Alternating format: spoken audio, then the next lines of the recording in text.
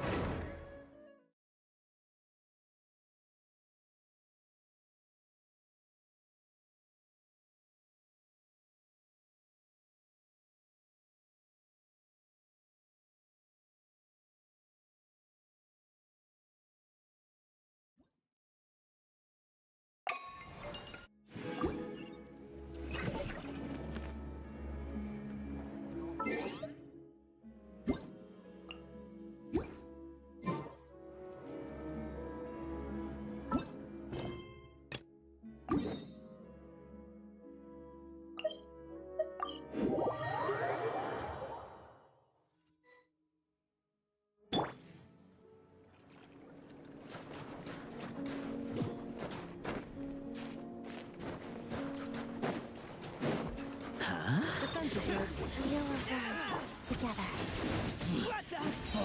Take a break. Run fast. Just you wait.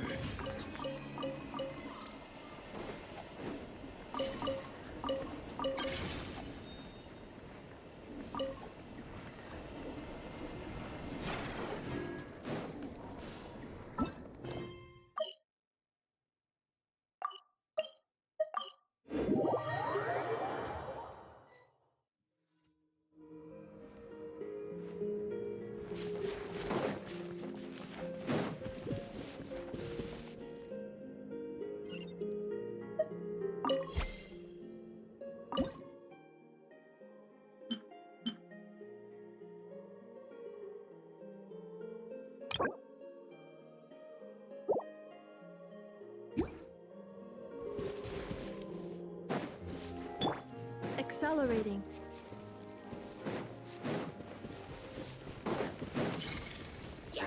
Insulation check. Go. Let's begin.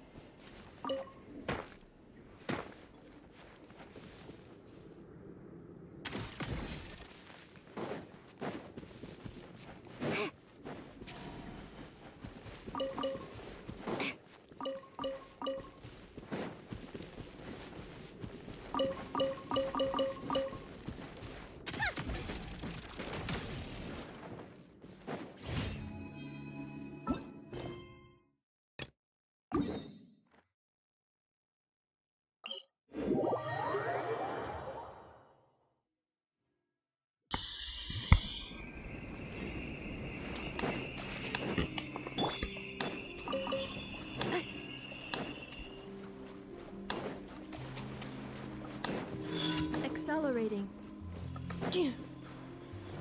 Come no closer. Life goes on. Shadow me. Could this be? Contain sand, but not impossible. Impossible.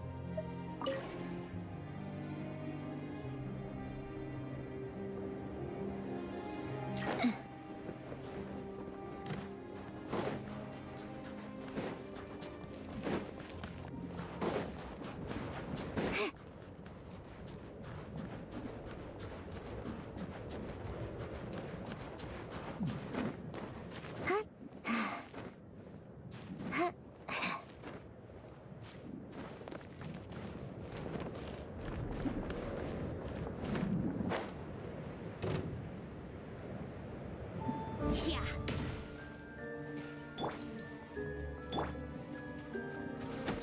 Ugh. Boy, you're putting me to sleep. Cleanup sequence initiated. Annihilation mode. Sacred name, coach and preserver. Walks of the snowflakes. Together.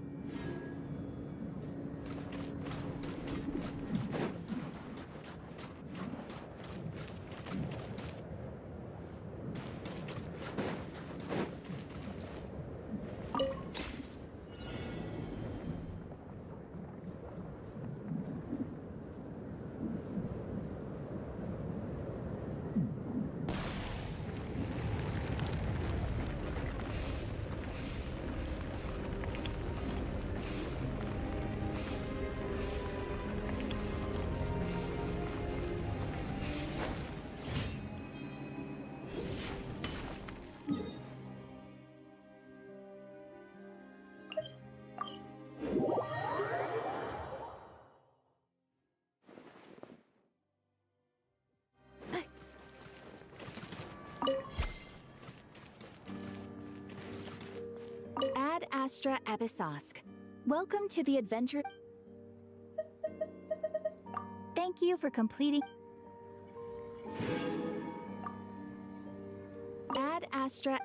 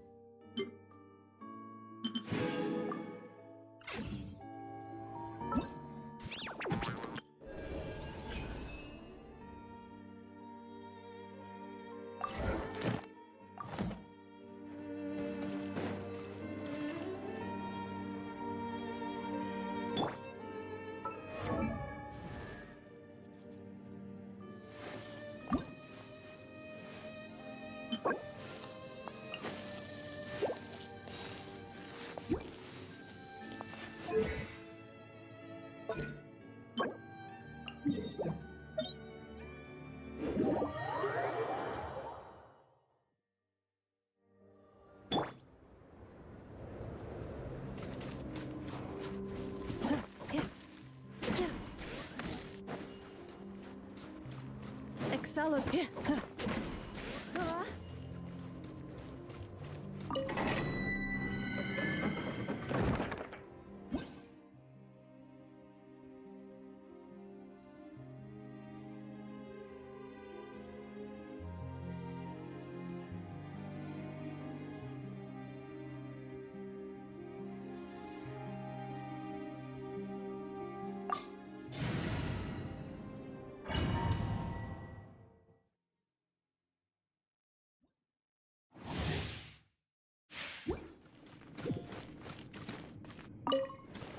Defensive mode. Shadow me. Come on, keep up.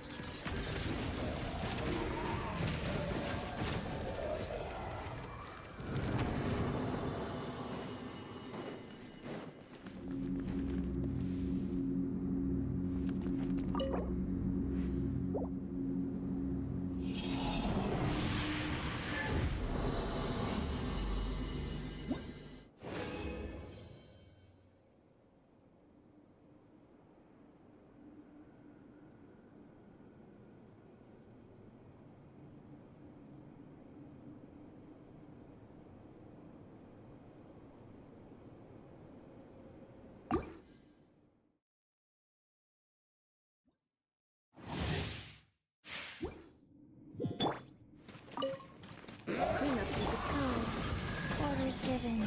Orders received. Crystalline Adagio.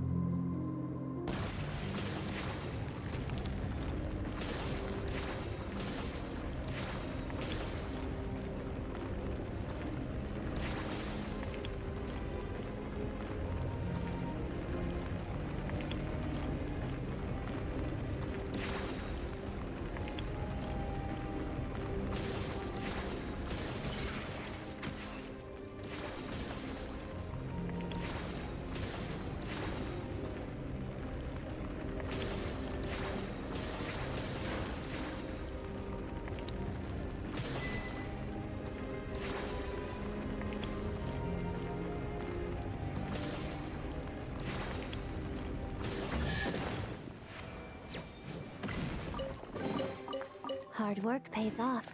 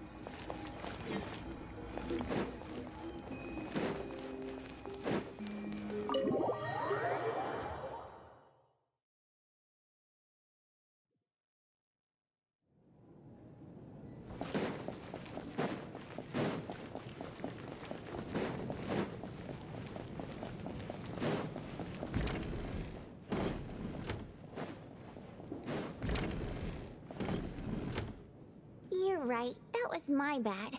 It was a knee-jerk reaction. I didn't think it through. Luckily, no one suspected my identity.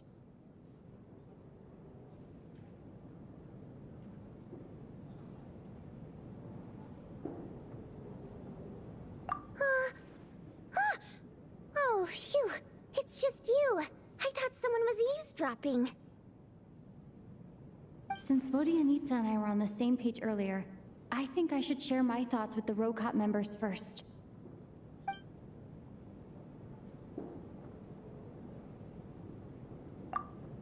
Whoa. Are you serious? I don't know if this counts as gossip, but it's definitely on track to be the juiciest this whole year. Odette? Really? Odette? Oh god, how dumb does this make me look? Lelek has been right under my nose this whole time, and I didn't notice a thing. Actually, it's exactly what you'd expect. Sometimes, hiding in plain sight is the best strategy. And now that you mention it, the more I think about it, the more sense it seems to make. It all adds up. What are we up to now? 1, 2, 3, 4...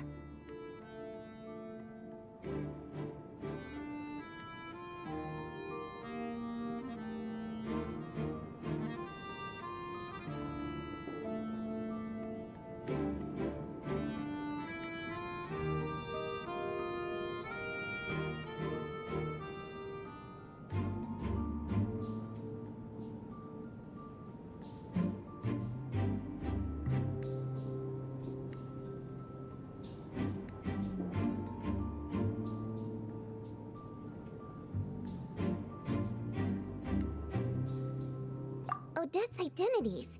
She's my coworker, specifically a ballerina, and also a Fatous, a member of the Rokot. Now, Lelek. It must be so exhausting. I just want to give her a hug. I guess since I've always known her as a member of the Fatui, it never even crossed my mind that she could be involved with the Rokot, let alone be Lelek. I don't understand. If she's with the Fatui, what reason could she have for being so opposed to Project Stusha? Probably best if you ask her that in person. Well, since you waited until now to bring this up instead of announcing it to everyone earlier, does that mean we're all on the same page here? Yeah. Lelek may not follow orders from the Rokot leadership, but as far as I'm concerned, she's never crossed the line. If anything, her actions benefit the poor. We need to confront her face to face. Do you think she'd really admit to being Lelek? I don't know. We'll have to see how it goes. For now, we'll work on the assumption that she didn't kill anyone, and see how much she's willing to tell us.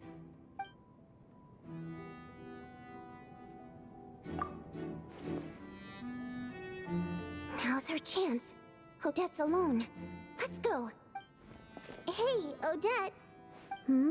What is it, you guys? Shh! Keep your voice down. We need to talk. So, you're Lelek, aren't you? Alright, fine.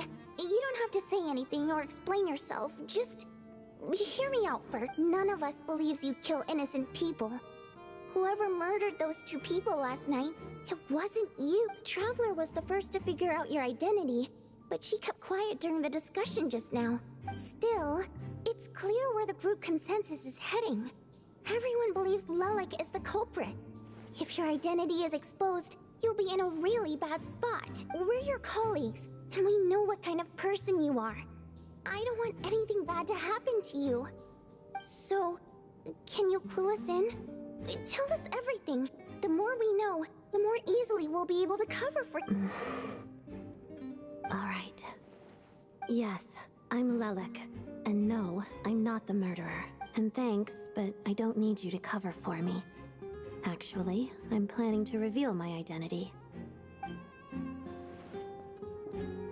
Huh? You're gonna reveal that you're Lelek? Here? That's right. I'll admit I was surprised at first when Shuganov guessed that I was here. It was just a lucky guess, but it caught me off guard. But after taking some time to assess the situation and confirm where everyone stands, I don't believe I have anything to worry about.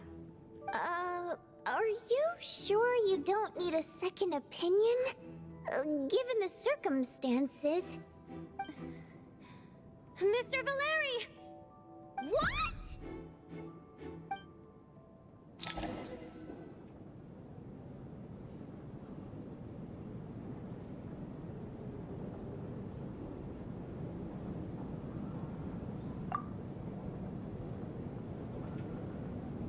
So... Odette is Lelic? I don't know what game you're playing, but you've got a lot of nerve. It's just one identity. So what if it's exposed? I can disappear and adopt a new identity anytime I please. I made my peace with this when I chose to become Lelic. But more importantly, I promise I am not the murderer. Which means that someone else is. So, if anyone still insists that I did this, you'd best produce the evidence now.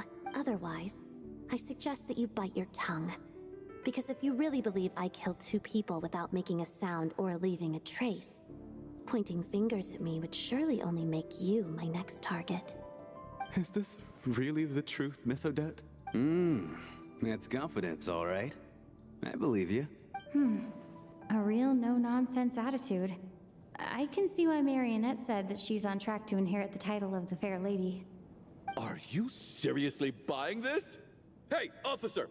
She just admitted to being Lelic. Aren't you going to do something about this? I do have one question, Miss Odette. Why have you chosen this moment to come forward and reveal your identity? If I didn't say anything, everyone would be focusing all their efforts on finding Lelic. And that is exactly what the real culprit wants.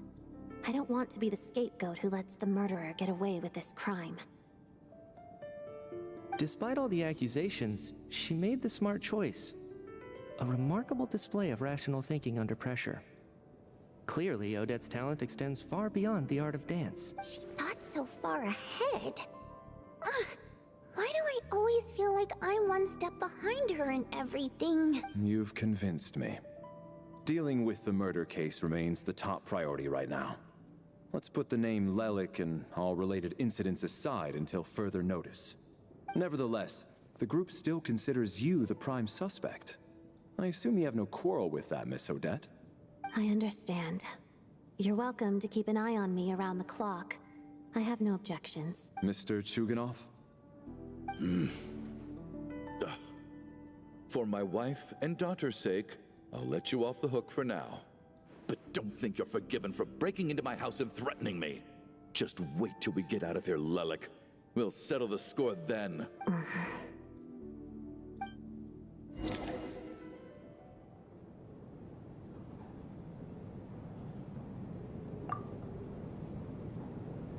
Good work, Lelic guard team.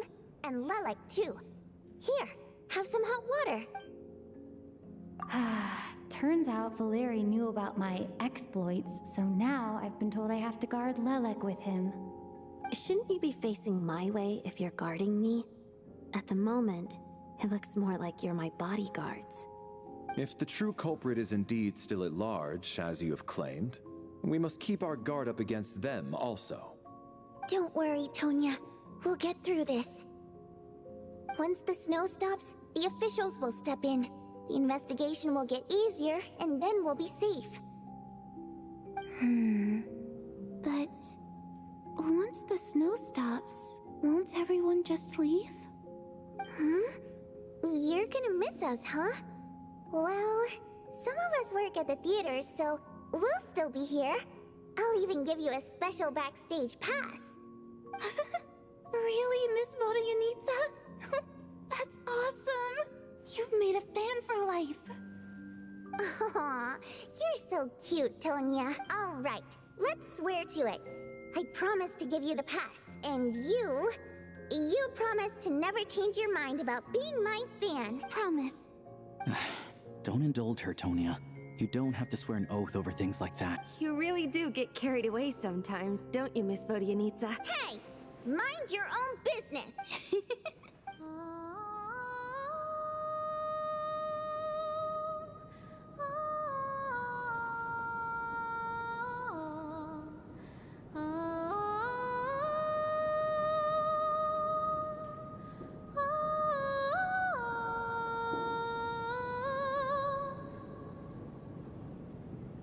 Don't be nervous, Miss Water Imp.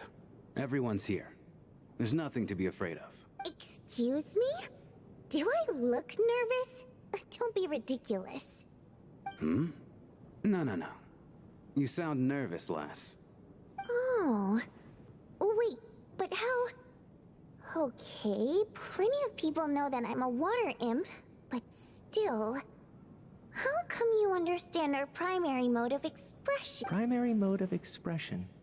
I've not come across that concept before. Do enlighten me, Vodyanitsa. Well, it's just... We water imps tend to communicate our emotions to each other by singing, rather than facial expressions.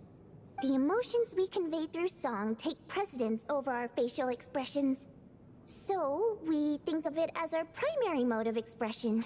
I'm impressed, Shram. I didn't take you for a man of culture, but you're clearly rather learned. It's not about being cultured or not. The thing is, this mode of expression can usually only be understood by other water imps. It's not a simple case of a song sounding happy or sad, and yet, you're clearly human, Mr. Shram. It's really not the big deal you're making it out to be. I think I just have a knack for it. Plus, I have a... very close friend who's a water imp. A delightful lady. But keep that a secret. Anyway, we spent so much time together that before I knew it, I noticed I could understand her expressions. Oh, I guess that makes sense. Still, the fact that you have a water imp friend is even more surprising. I'd better watch what I'm singing when I'm around you from now on. Hey, what are you implying?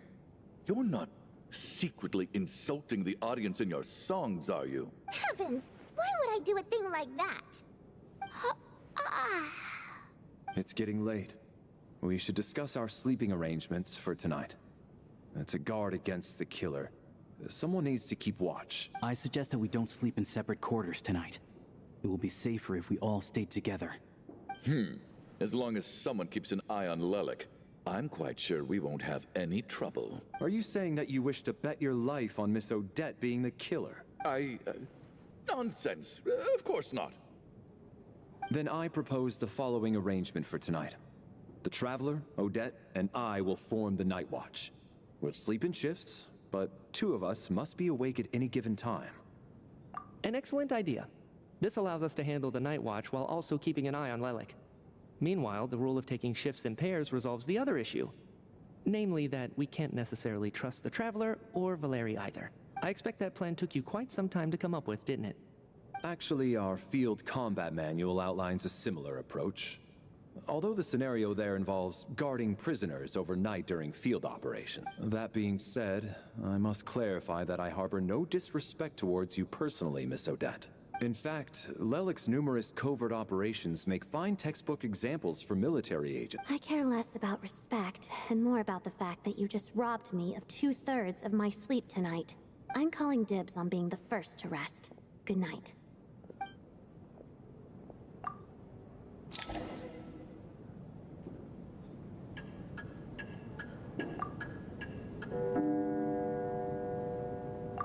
It's almost time.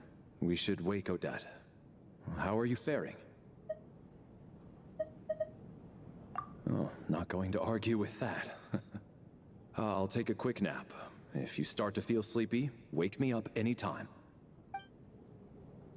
It's finally time for Odette and I to share the night watch. I should wake her up.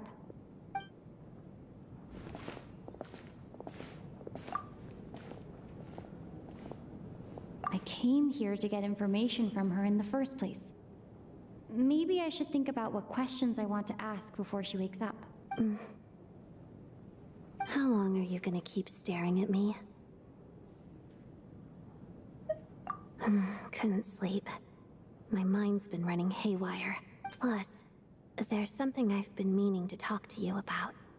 I had a hunch that you wanted a conversation too.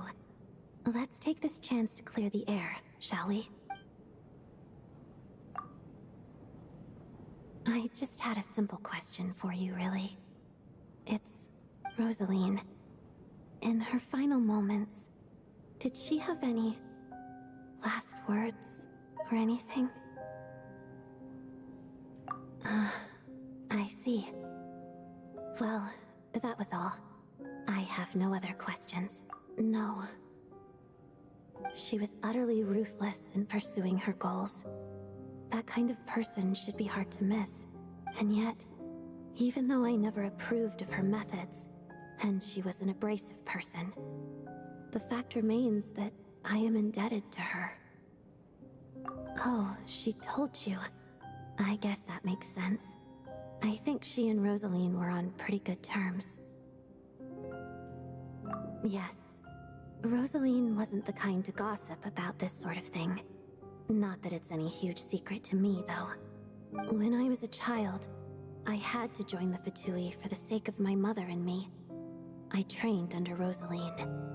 It was extremely grueling, and it didn't exactly come naturally to me.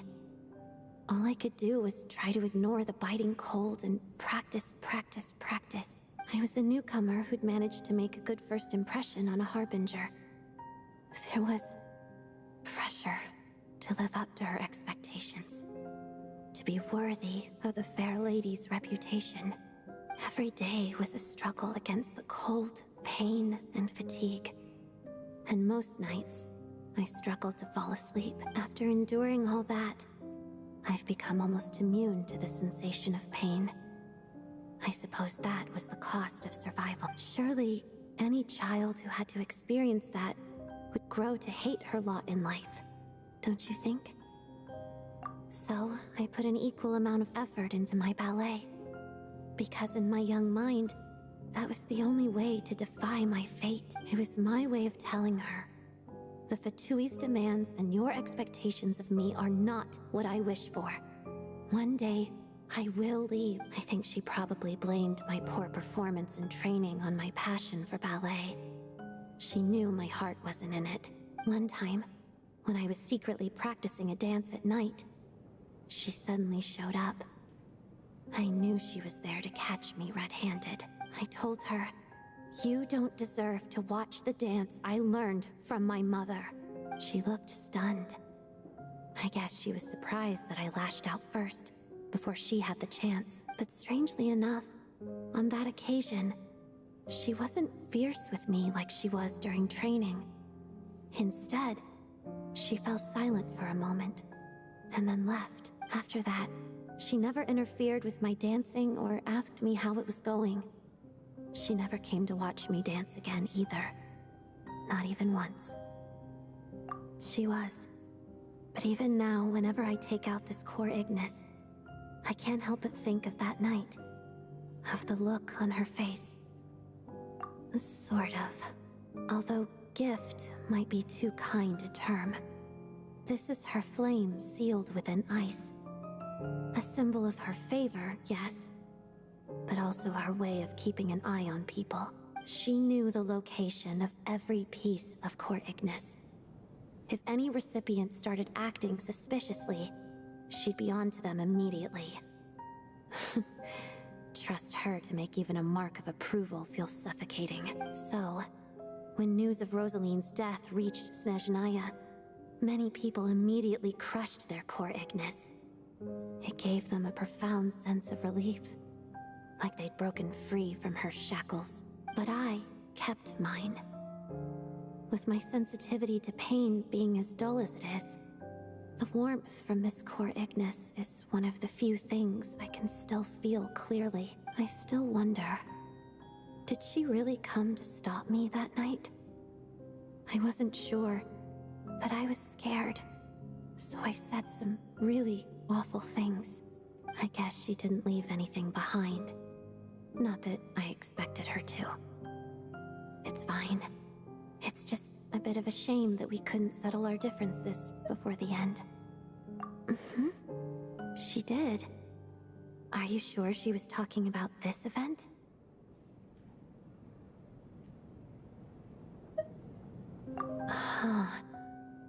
No, she didn't. I didn't even find out that she'd gone to Mondstadt until a while after she'd left. Wait, in that case... Okay, I will. Thanks for letting me know. There's something I'm trying to figure out. I'm beginning to suspect that Paimon's mystery illness is being caused by the energy research behind Project Stuja. Paimon's very important to me, so I have to get to the bottom of this. I figured that since you're Lelek, you might know something about all this. The ultimate goal of this energy experiment is to create a weapon for the final battle. The weapon's construction was completed in Nodcry. Now, all that remains is to arm it with a sufficiently powerful energy. Yes, the weapon's development and all the related experiments are overseen by Lord Piero, the Jester, and the lab is located deep within the Armory Palace. I'm not sure why this experiment would be making Paimon feel unwell, though. The best way to get to the bottom of it would be to go there in person. Once we get out of here, I'll help you apply for an entry permit. And I'm hardly the organization's proudest member, as you know. You answered my question about Rosaline. I want to do you a favor in return. It's that simple.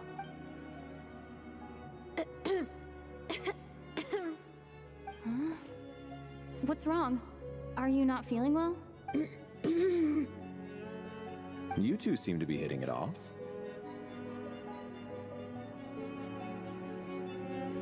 I thought you were sleeping. Of course I was. In the military, one learns to fall asleep quickly, even in the most inhospitable environments. It's vital to staying alert and energized. Why? Is something wrong? Even if he was awake, he can't have overheard us, right? Well, thank you both for keeping watch. Traveler, I'll take over for now. It's your turn to get some sleep. Sure. This is our second night here, but at least I found out a little more about Paimon's condition. I hope she's been sleeping well the past couple of days. Huh. Why do I feel like I'm being watched? Seriously? Is this payback for when I stared at her earlier? But I thought she was asleep. Never mind. I'd better try and get some sleep myself.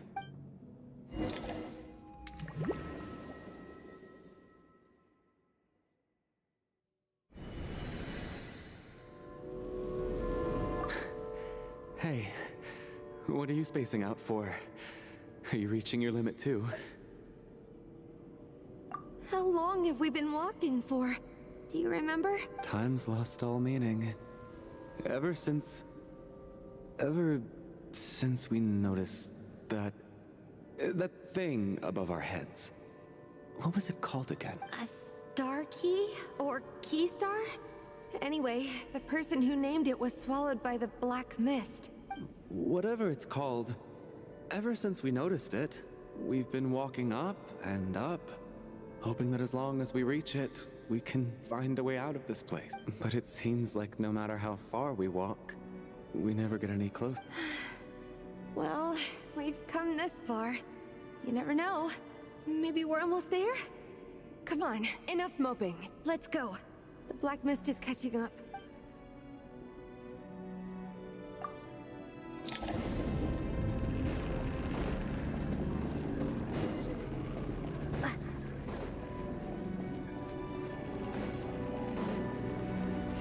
Monsters! Watch out! Not again! I've lost count of how many times we run into them.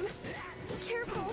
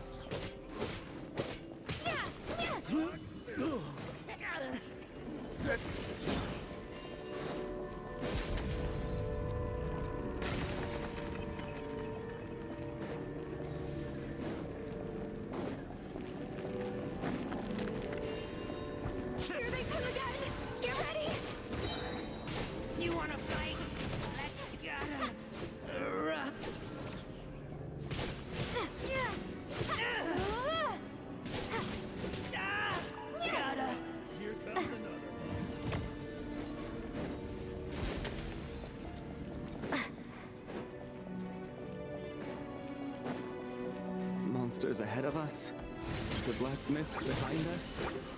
It feels like there's no escape.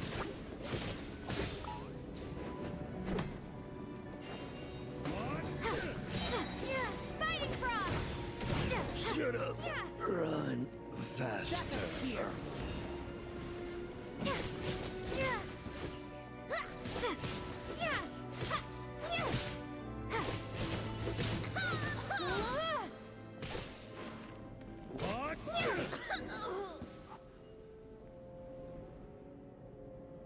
Are you hurt, Coolish? No, I'm fine. It's just... suddenly I don't want to walk any further. I get you. In fact, I reached my limit a long time ago. Sometimes it feels like there's hope where there shouldn't. Yeah. The hope that the star gives us is the only thing keeping us going. But I'm not sure it's real at all. It may just be a collective illusion. Otherwise, why would it always be out of reach?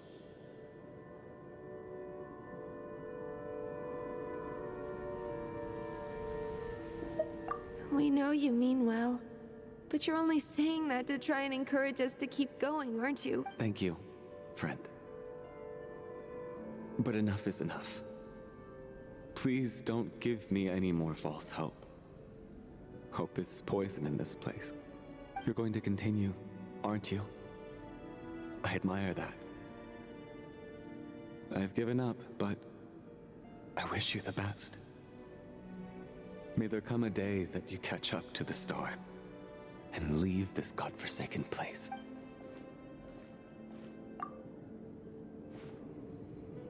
It's not an illusion. We really are getting closer to the star.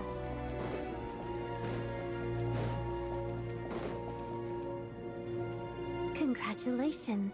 You're the first person to make it here.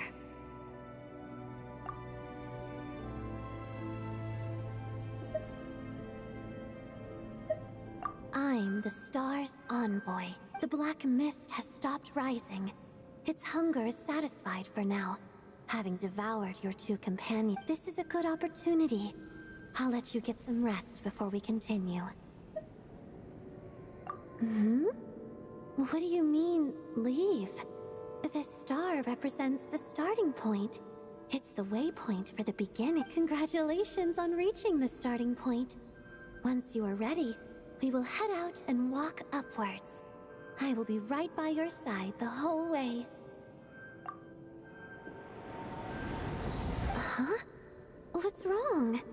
Hey, don't give up before the journey's even begun.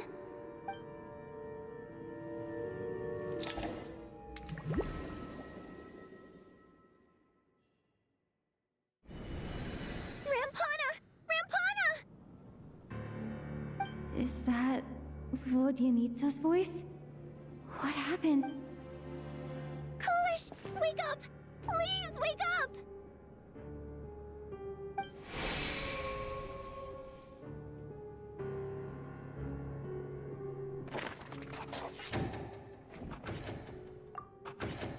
The situation is identical to that of the two casualties yesterday. We cannot ascertain the cause of death. At least there are some elements that we can rule out this time. They slept on the stage with everyone else. So I suppose the surrounding environment can't be a relevant variable. Rampana. Coolish. Weren't some of us keeping watch last night? 3 of us, in fact. How could you not notice something was... I'm as confused as you are. Certainly nothing unusual happened on my watch. Likewise, and from what I've observed so far, both Miss Odette and the Traveler can be trusted. To be honest, I didn't get a wink of sleep last night. I couldn't help but think I was the target, so I just laid there with my eyes closed. I heard the Traveler and Lelic chatting, but otherwise I don't recall hearing any commotion during the night. Me too. I didn't want to wake everyone up, so I was concentrating hard, trying not to cough. I hardly slept at all. If anything had happened, I'm sure I would have noticed. Then, what could possibly be causing this? Once was bad enough. I can't believe it happened again. I worked closely with Rampana and Coolish for so long. I never imagined that one day they'd... And on this stage of all places... What do you need? 4 victims in just 2 days. And we still don't have a single lead. I need to get to the bottom of this as soon as possible. And above all, keep Tonya safe. I'd never be able to look Child in the eye again otherwise. Still snowing? Yes, I just checked. Still no sign of anyone outside either. So we only have ourselves to rely on. If you ask me, this killer can clearly strike whenever they please. The Night Watch was a useless endeavor from the start. Lelik must be an expert in poisoning. Clearly she used some poison that can't be detected on the corpse. Here we go again. Listen, I was already thinking to myself last night, was Lelik's reason for revealing her identity the real story? Well, now I have my answer. It most certainly was not.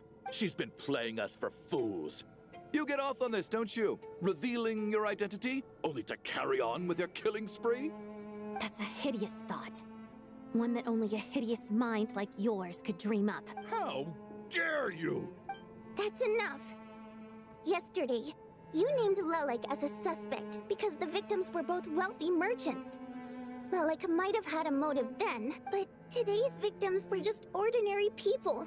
Not to mention that they were colleagues of Odette and mine. What reason would she have to murder them? Let me guess. Just to scare you? Who knows? Maybe you don't know her as well as you think.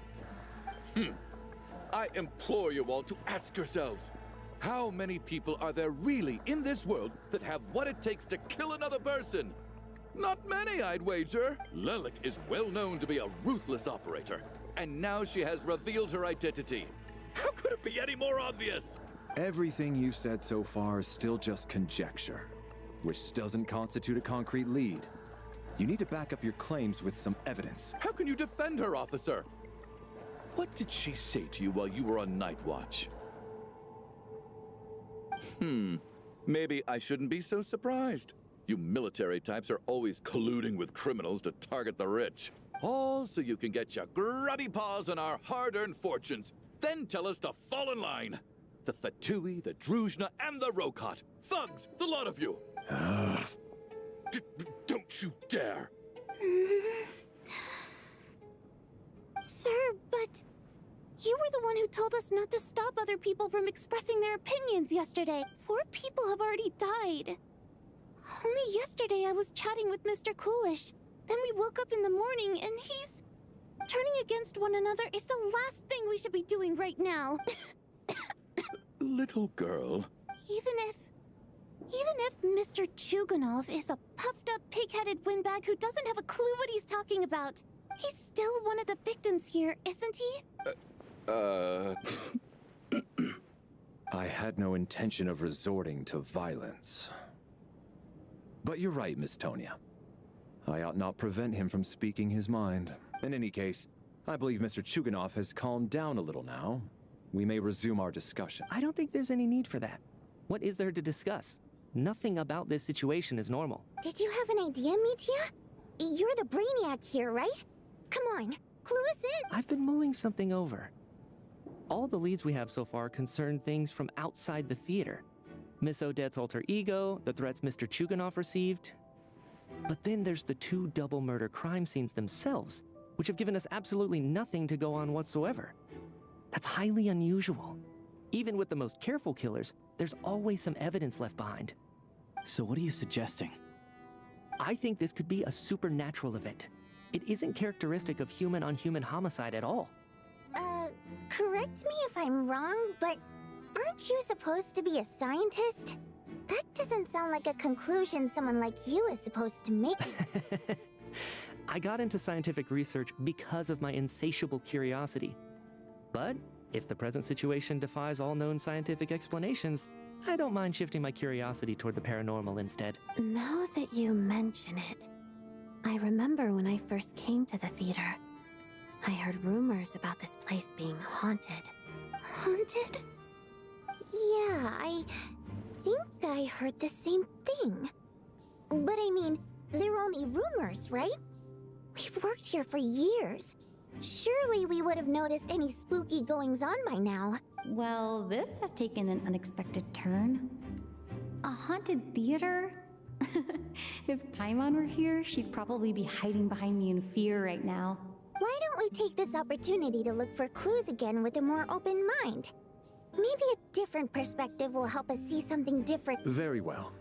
Whether it's criminals or ghosts we're looking for, the same rules apply. Everyone needs to tread carefully. I'll move the bodies into the same room for now.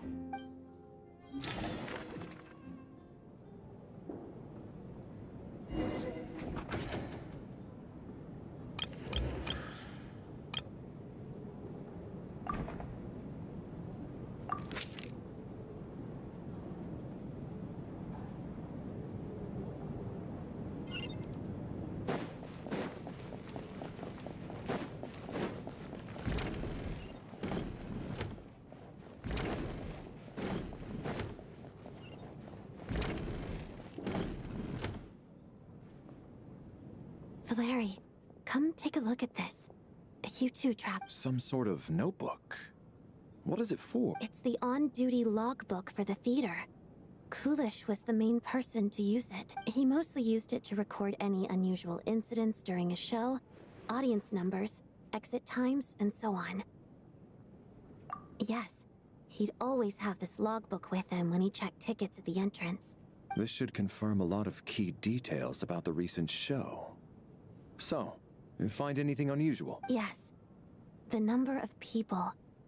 I've checked and double-checked, but the numbers just don't match what's recorded in the logbook. Apparently, we have an extra person among us. Are we certain that logbook is accurate? Could someone have sneaked in without buying a ticket or something? Unlikely. Coolish took his duties very seriously. I've rarely seen any errors in his... Not to mention that this was a dress rehearsal, meaning smaller audience numbers and tighter ticket restrictions than usual. Everything would have been well within his control. We no longer have our tickets with us, do we? They got collected on entry.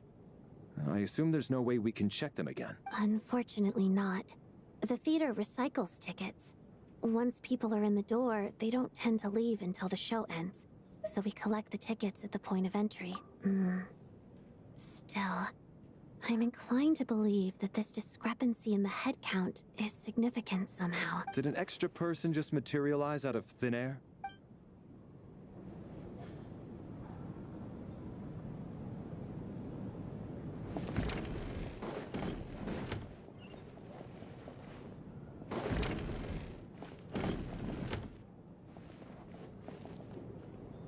Tonya?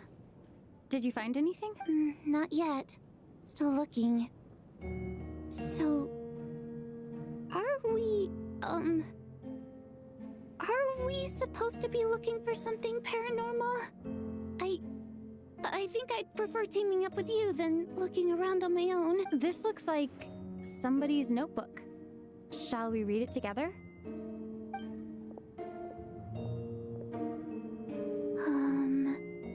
Well, it doesn't look scary or anything. So I guess it should... Alright, let's...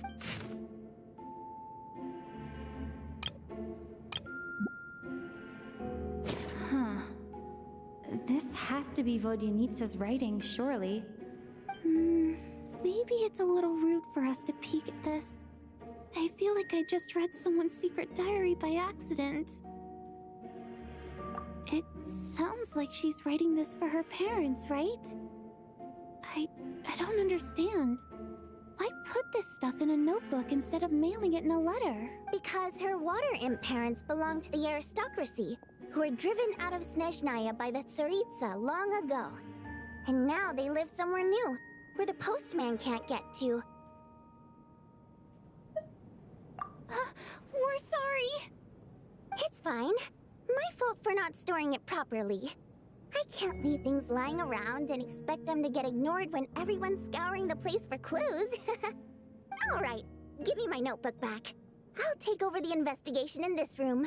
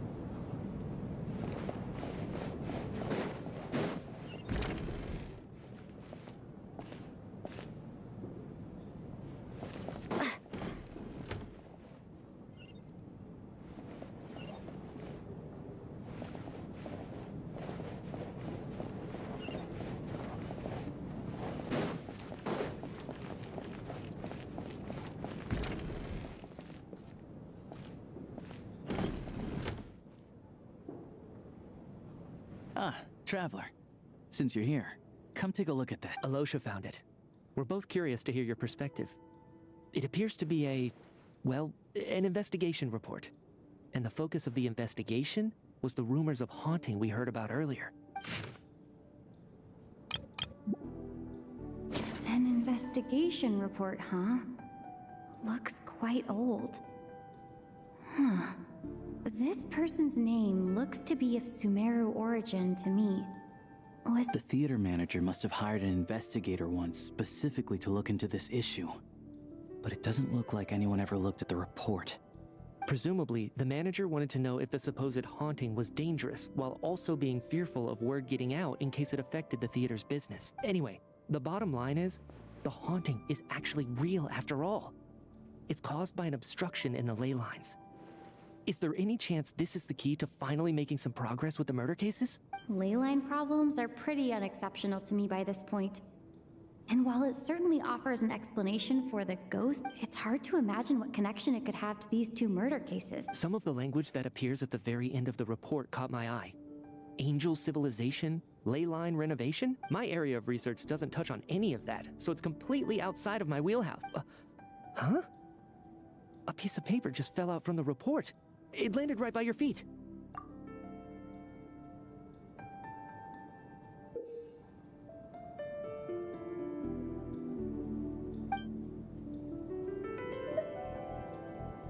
How unnerving. It was tucked inside the report, so it must be a note left by the author. Death is near. Is that supposed to be what's going on here? With us? But if so, how did the author foresee it? Could he predict the future somehow? Maybe things are more complicated than we thought. No, wait a second. If we take the report and the note at face value, they completely contradict one another. The report definitively concludes that the hauntings in the theater are harmless and cannot affect the real world. But the note seems to be warning of potential danger. The question is, what exactly does the note mean by death?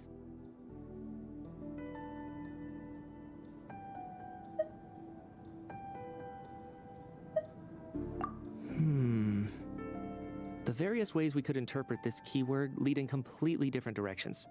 Let's pause our analysis here for now. I think we need more information.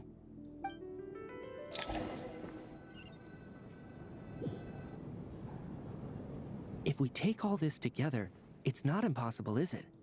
If anything, it's the natural conclusion. Well, I beg to differ. This sounds to me like a product of a researcher's vivid imagination. And perhaps it's because I'm still viewing this through the lens of a typical murder investigation. But still, I'm struggling to be persuaded by your theory. Does it really sound that far-fetched? Alright, well, let's treat that as speculation for now. I do agree with what you've said, so let's go with your idea for now. Good. Okay, now that we finally have some meaningful leads, I think it's time to reconvene. Let's get the others.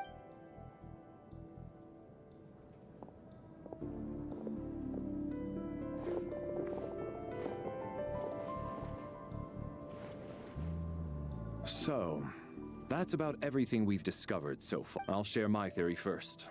Based on what we've learned from the logbook, I believe the extra person among us is most likely the killer. If the killer had simply bought a ticket, it would have greatly increased the risk of their identity being exposed. I expect he or she either hid in the theater ahead of time, or found a way to slip past the ticket inspection. They then blended in with the group and waited for an opportunity to strike. What about the note found in the investigation report? Any thoughts on how that— The killer may have simply planted it there as some sort of sick joke. I've seen my fair share of psychopathic killers. They love playing cryptic mind games. So, it has nothing to do with the haunting of the theater after— This theory makes sense to me. If we have an audience member unaccounted for, chances are they didn't come here to watch the show. Could it really be that simple? So, in other words, all we have to do is find out who got in here without a ticket, and all our problems will be solved? Then let me make one thing clear.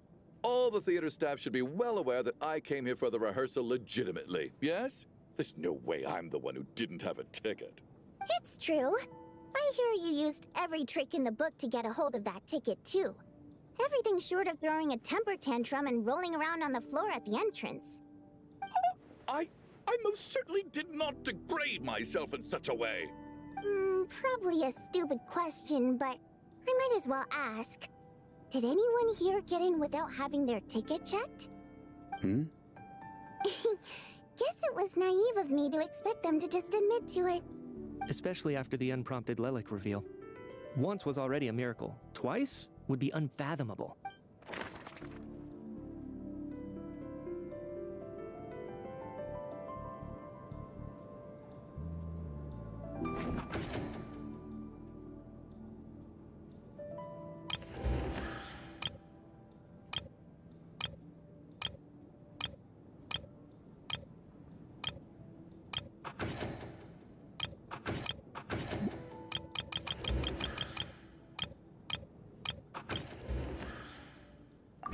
As things stand, the audience headcount doesn't add up. I guess we can rule out the theater staff members.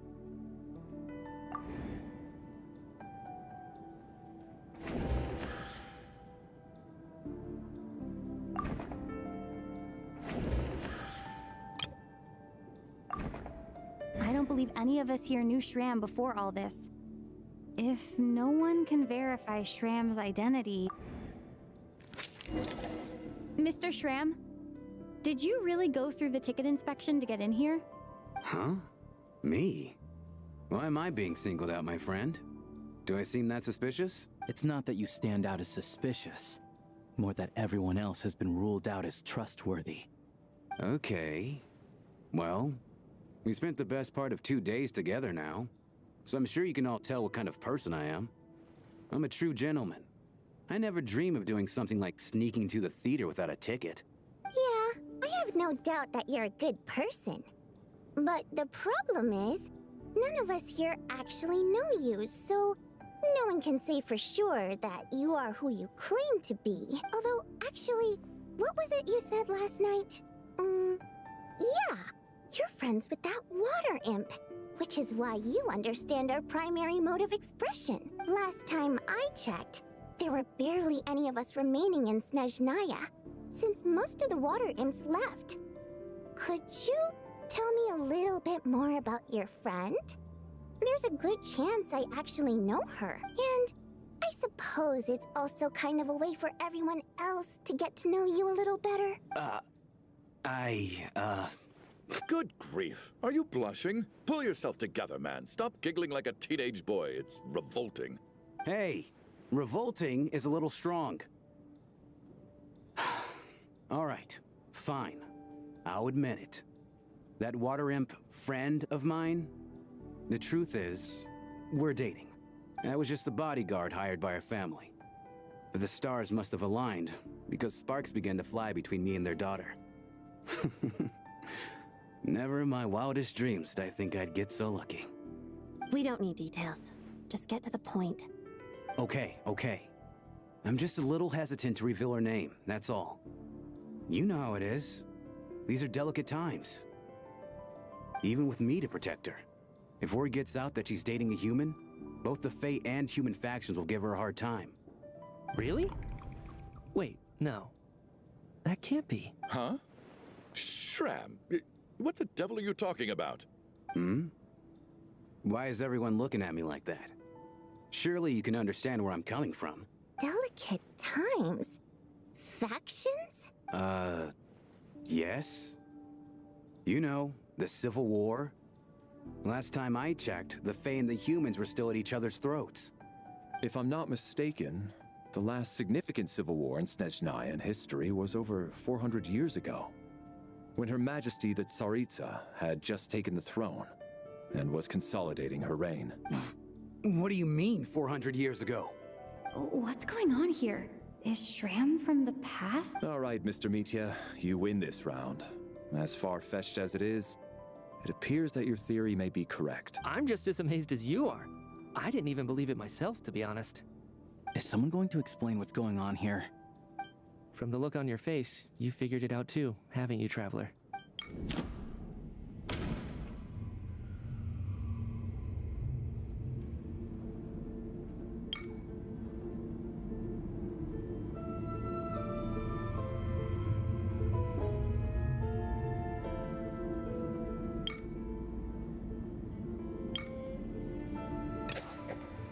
theater's ley lines have been modified to block souls within its grounds from returning to them. Some souls can even wander this place forever. Mr. Schramm's statement proves he's from hundreds of years ago, and according to the investigation report on the theater hauntings, Mr. Schramm is very likely a lost soul wandering the theater.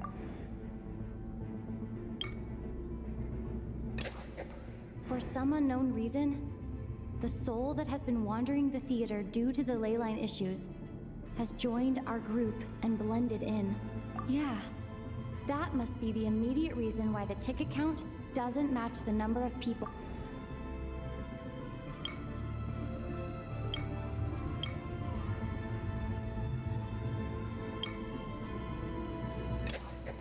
The contents of the investigation report have been verified. Their death is near.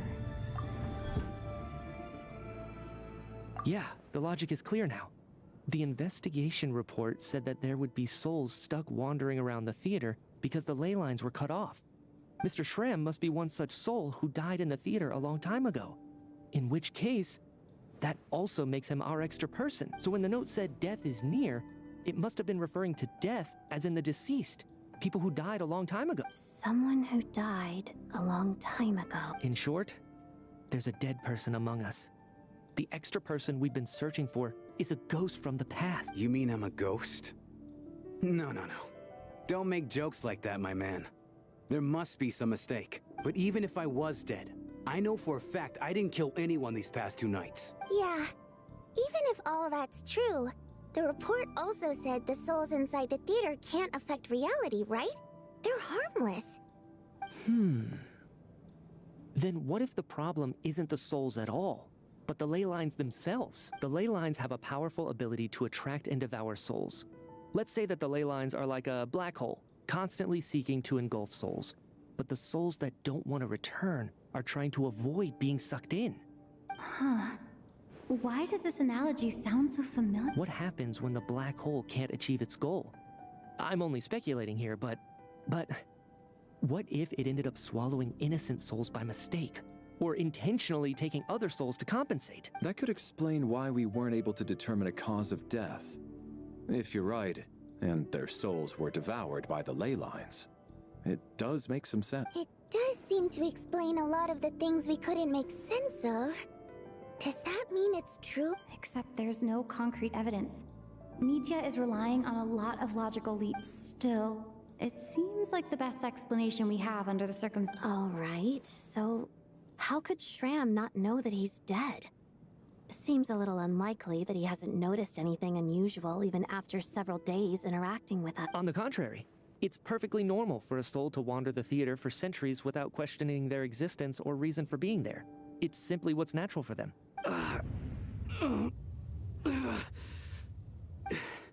You know what, Mr. Brainiac? I think you might actually be right after all. I'm trying to remember and... even though my head feels like it's going to explode, I think... it's all coming back to me. I was the one who didn't want to remember my own death, so I forced myself to forget. Well, I'm sure those are painful memories. My lady and I snuck out to go on a date one day. We bought tickets for the theater. It wasn't really my thing, but I was just happy to be together. All of a sudden, a group of people burst into the theater, shouting for all the water imps to get out. Performers and audience members included. It was clear the conflict between humans and Fae had reached a boiling point. This time, the extremists were even coming after the water imps who had nothing to do with the war. I thought I could pull one over on them. So I took off my jacket, draped it over my lady, and tried to sneak out amid the chaos. But I got caught.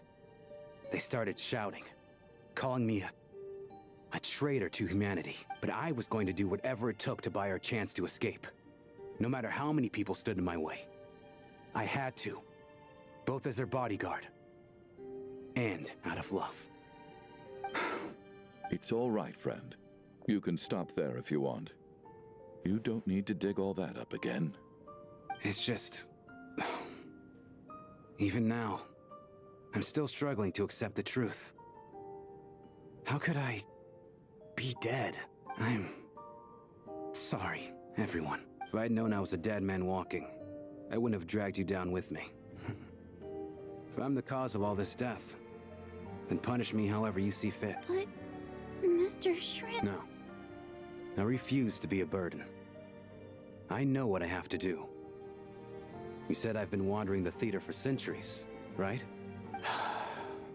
I guess it's high time I got a breath of fresh air. Out there, I mean. I'll leave this place and take all this death with me. Go out on my own terms. Mr. Schramm, I'm sure we can figure out a different course of action. My good sir, we both know I'm not supposed to be here. I should have accepted my death long ago. One way or another, this has to end. Unless you're saying this goes against another one of your military principles somehow. No, I'm speaking on a personal level this time. Let it go, man. Oh, wait. One last thing. Miss Wateramp. My lover. Her name was Letia. Letia Ozarova. Do you know what happened to her? Ozarova. Oh, Auntie Ozarova. That's what we all called her. I remember her as a very kind elder. She had a bunch of kids, too. I'm so glad she survived. And she had lots of kids? Good. That's... good. I could hardly expect her to stay single just because of what happened to me, right? As long as she went on to be happy, that's all that matters. Besides, I'm dead. My soul's been wandering around here for so long because I was worried about her. But now, I can go without regret. There's no need to see me off, my friends. I've enjoyed our time together over these past few days. Perhaps we'll meet again in the next life.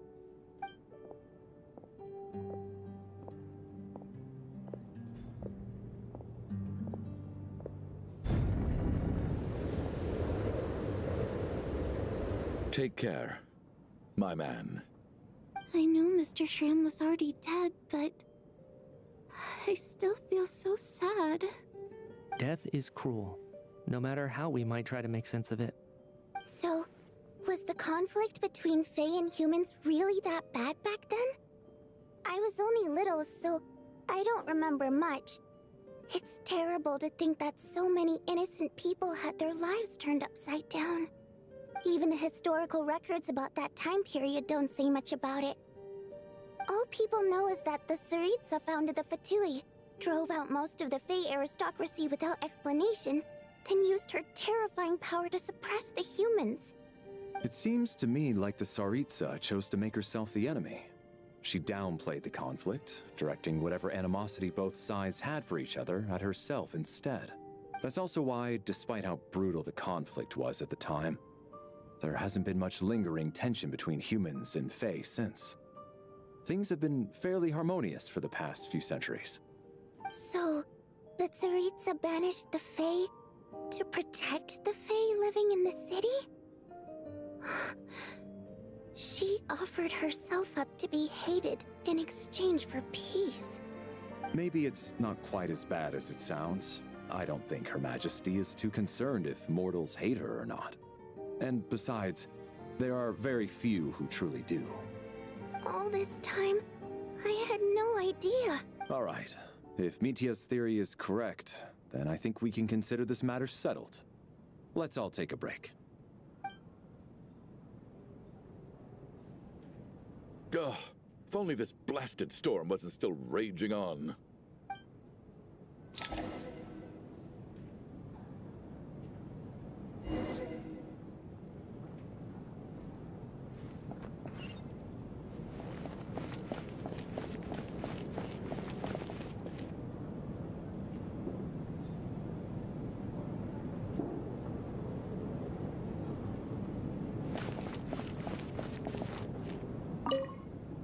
Even though Shram was already deceased, his decision to walk into the snowstorm was still a sacrifice, and a very brave one. This is one of the few times I don't feel at all happy to have my theory proven true.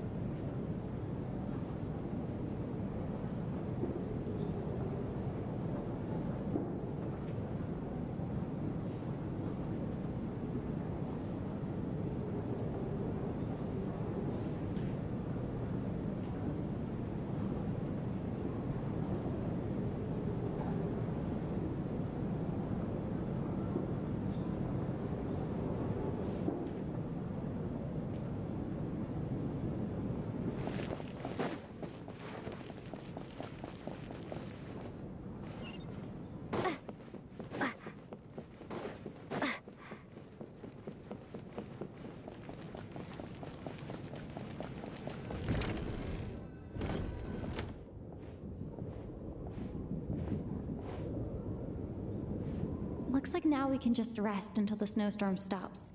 I still can't believe Shram turned out to be a ghost who'd been in the theater for hundreds of years. To think he was dead this whole time. Knock knock. Hmm? Knock knock. You know the door isn't closed, right? You don't have to knock. Think of it as a signal then. When I'm entering someone else's room and I knock, I'm here as Odette. If I don't thanks. So, why did you come to find me? Is there something I can help with? Vodyanitsa said you knew about my secret identity from the start. But when everyone was discussing who Lelek could be, you were worried that revealing what you knew would be unfair to me. So you kept it to yourself, right? Yes. I'm extremely grateful for that. It's nothing. I mean, you didn't hold what happened to the Senora against me, so I should thank you for that as well. Actually, there's something else as well. I found myself in a situation similar to the one you were in when you helped conceal my identity, so I thought I'd come and ask you for advice. It's about Mitya. Before all of this, the last time I saw him, he was dead.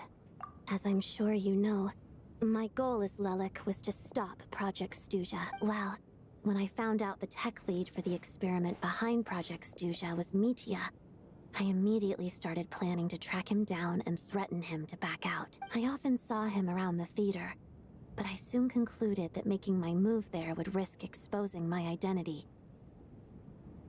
So I decided to infiltrate the Armory Palace and go directly to his lab. That way, the threat would be much more effective.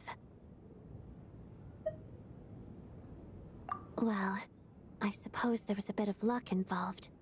But I am a Fatus, so I already had some familiarity with the building's layout. But when I finally made it to his lab, Mitya seemed to be dead.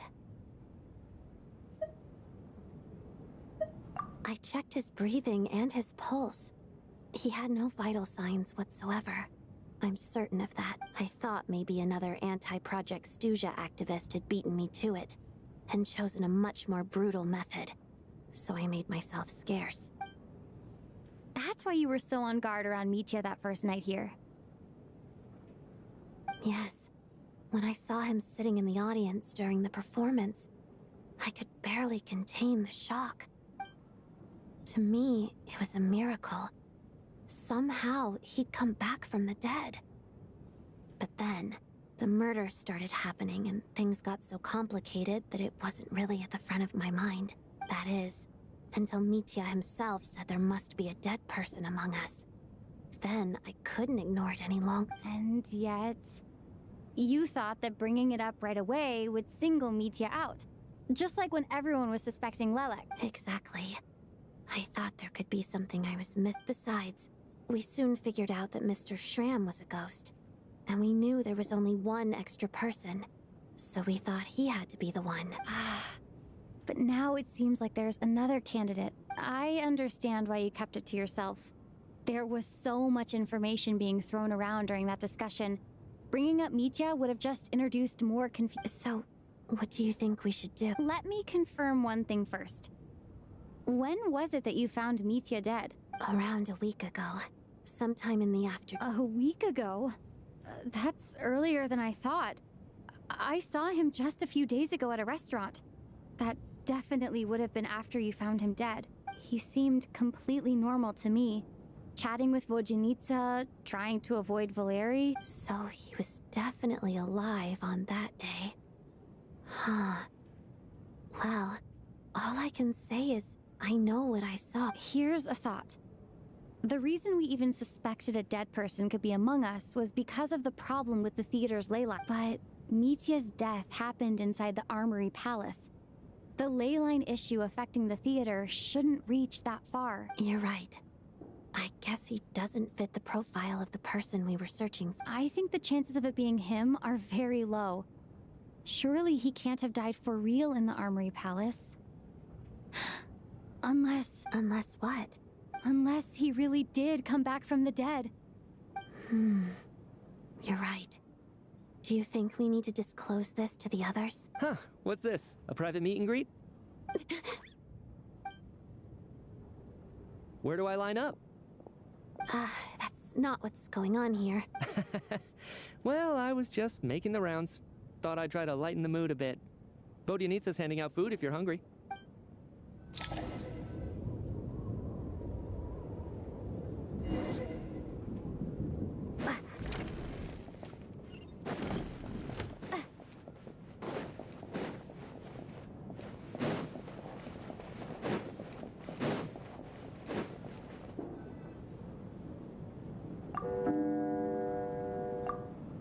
What is going on with this storm? Could it be connected to that monster that just arrived in Snezhnaya? I almost hope it is. Her Majesty the Tsaritsa left to vanquish that beast herself. We just need to wait for her triumphant return. Do you think people still feel the cold after they die? I'm wondering about Shram.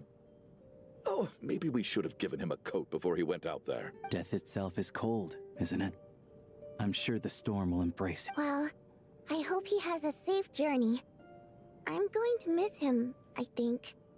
It's not like we can blame him for Rampana and Kulish's. Thinking back on it, we barely made it out alive. Or once we get out of here, how are we going to explain what happened to their family?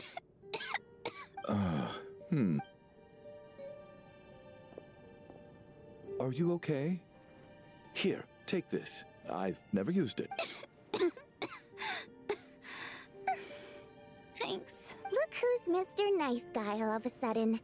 Is it because Tonya stood up for you this morning? At least you know how to return a... Yeah, without Tonya, who knows how badly he would have been hurt.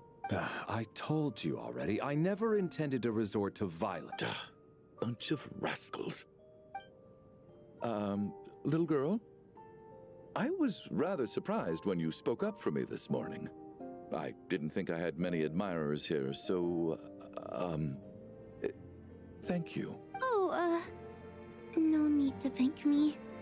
I said some bad stuff about you too. I've been, too embarrassed to admit it, but, you remind me a lot of my daughter. So kind to everyone, but never lets her old man off the hook. Unless my wife and I are having a fight, then she's always on my side, especially when she was little. Every time I took her out... All right, easy now. How long have you had that cough, Tonya? I don't know. It's probably been a while. I'm fine. Are you taking anything for it? Yeah. I'll be fine once I see my brother. He's gonna pick some frost fairy flower leaves and brew a tonic for me. I'll feel much better once I drink the... I see. That's good to hear, then. We should probably discuss arrangements for tonight. Now that the deceased has left our midst, there shouldn't be any more incidents. However, out of an abundance of caution, I'll keep watch. Shouldn't we take shifts? I can take one if needed. No need. I managed to get a nap in earlier, so I have plenty of energy right now. After all the tension of the past few days, everyone else should just focus on getting a good night's sleep.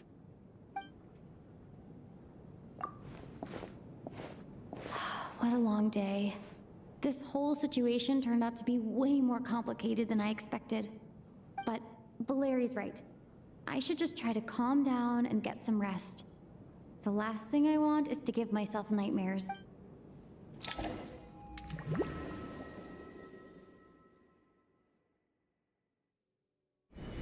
She's awake.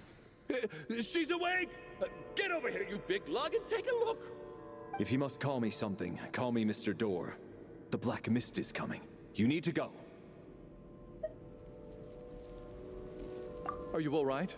Can you walk? We just got attacked by monsters on our way up. That Mr. Door fellow protected us. He just seemed to come out of nowhere. Not much of a talker, but when it comes to taking down monsters, that man doesn't hold back. Curses!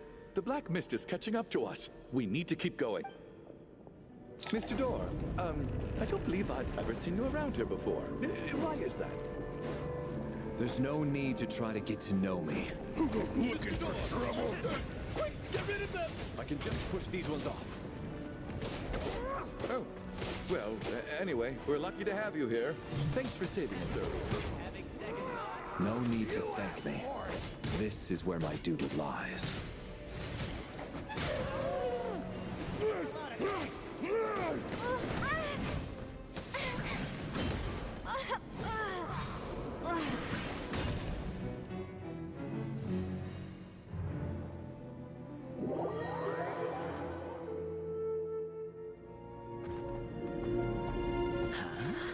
Looking for trouble? Incoming!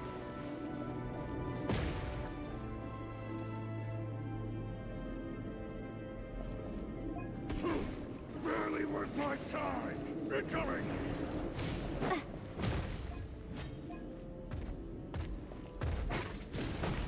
Cryostorm!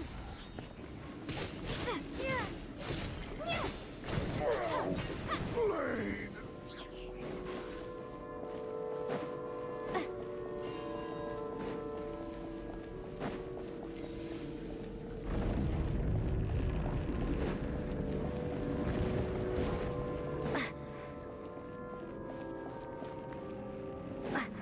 So we're doing this the hard way. Face my fist! Fighting frog!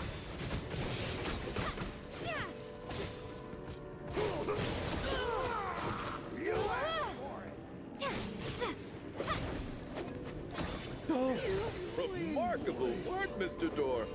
Oh, if I had your muscles, I'd do the same.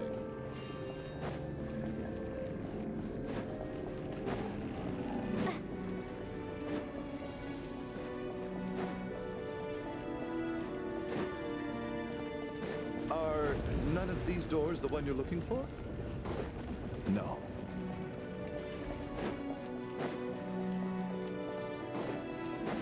And Kate!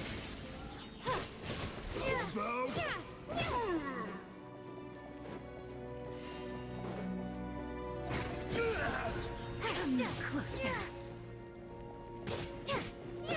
How about... My command.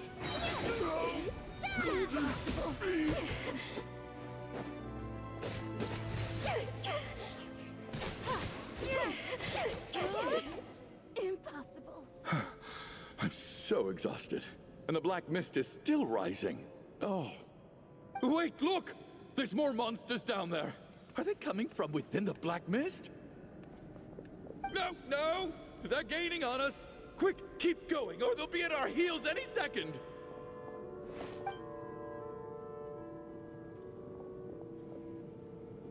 Mr. Door, what are you doing? We need to get out of here. They're coming! Found it. This is my door. What? You mean you're going to stay here? I am a door. This is where my duty lies. No! You saved us. We can't leave you behind. You must keep going. A door can only keep things out for so long. You must make haste. But... Oh, you're right. Hey, let's go. We can't let Mr. Door's sacrifice be in vain. The black mist isn't moving anymore. Looks like both the monsters and Mr. Door are gone. I didn't just imagine all that, did I? Surely I wasn't so scared out of my mind that I hallucinated a door as a human being. Oh, okay, good. There's no way we both... Getting sleepy? Well, looks like we're safe for now. Go ahead. Let's get some rest.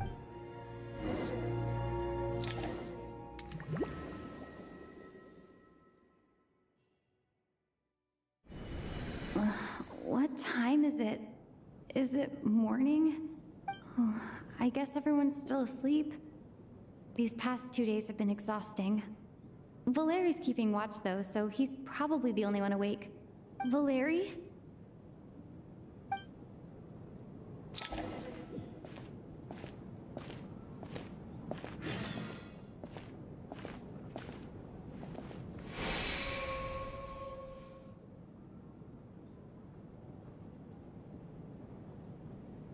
Wake up! Everyone needs to wake up!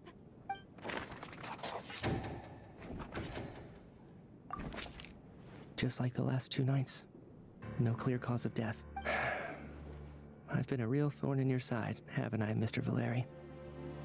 Now you can rest in peace, but for me, life will be all the duller for not having to run away from you, my friend. How's Tonya? Is she okay? I just checked on her, and it doesn't seem like anything serious. She's just exhausted from the past couple of days, and she's still recovering from her illness. We should let her sleep a bit longer. That means Valeri was the only one who died last night. If Valeri was awake and keeping watch, it would have been impossible to kill him without waking everyone else up. That much is certain. This is so frustrating. Why has nothing changed since yesterday? I thought we already dealt with the dead person causing all this. Actually, one thing has changed. There's only 1 victim this time, not 2. Does that mean...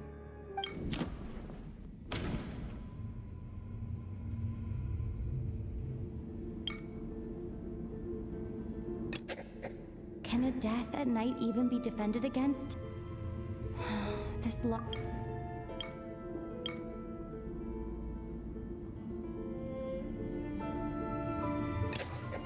After the deceased Shram left, there was 1 less victim last night. That more or less tracks. It's a reasonable conclusion, considering the only variable that changed. Oh. The number of people who die each night is equivalent to the number of dead among us. That's your theory, right?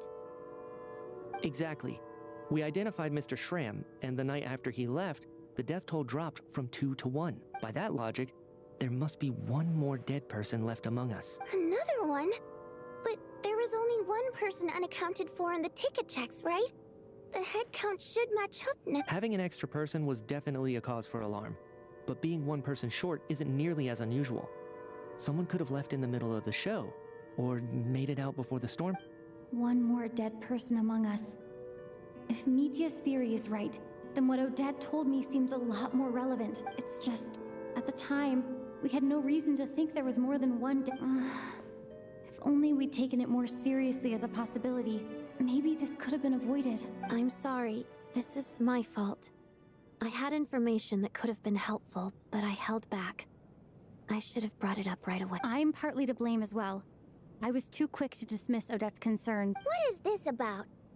What have you 2 been getting up to, Sounds like there's some big news you've been keeping from the rest of us. Well, we're all ears.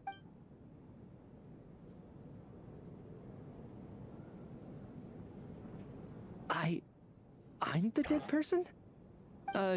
Wow, that's certainly news to me. Odette and I talked about it yesterday, but we thought it just wasn't possible, so we left it at that.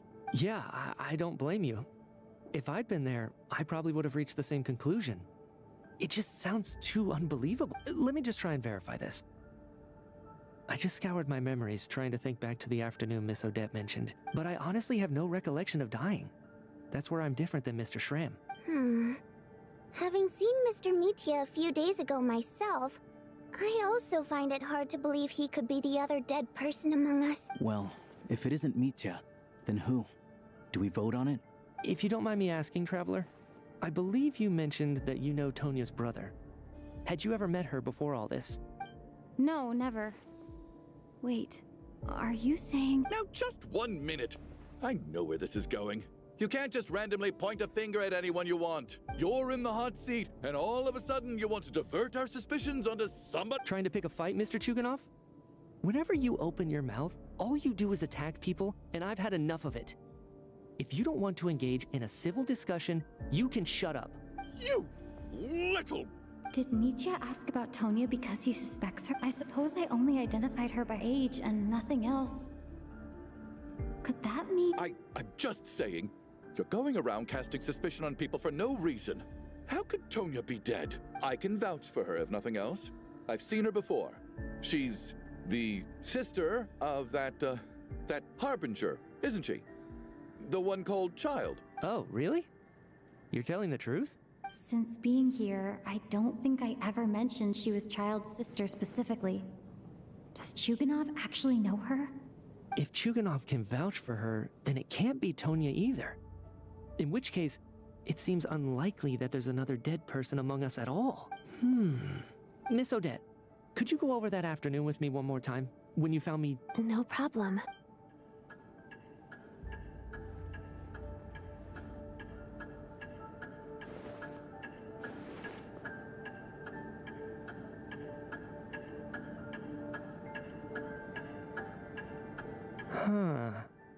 No matter how hard I try, I just can't remember anything about dying.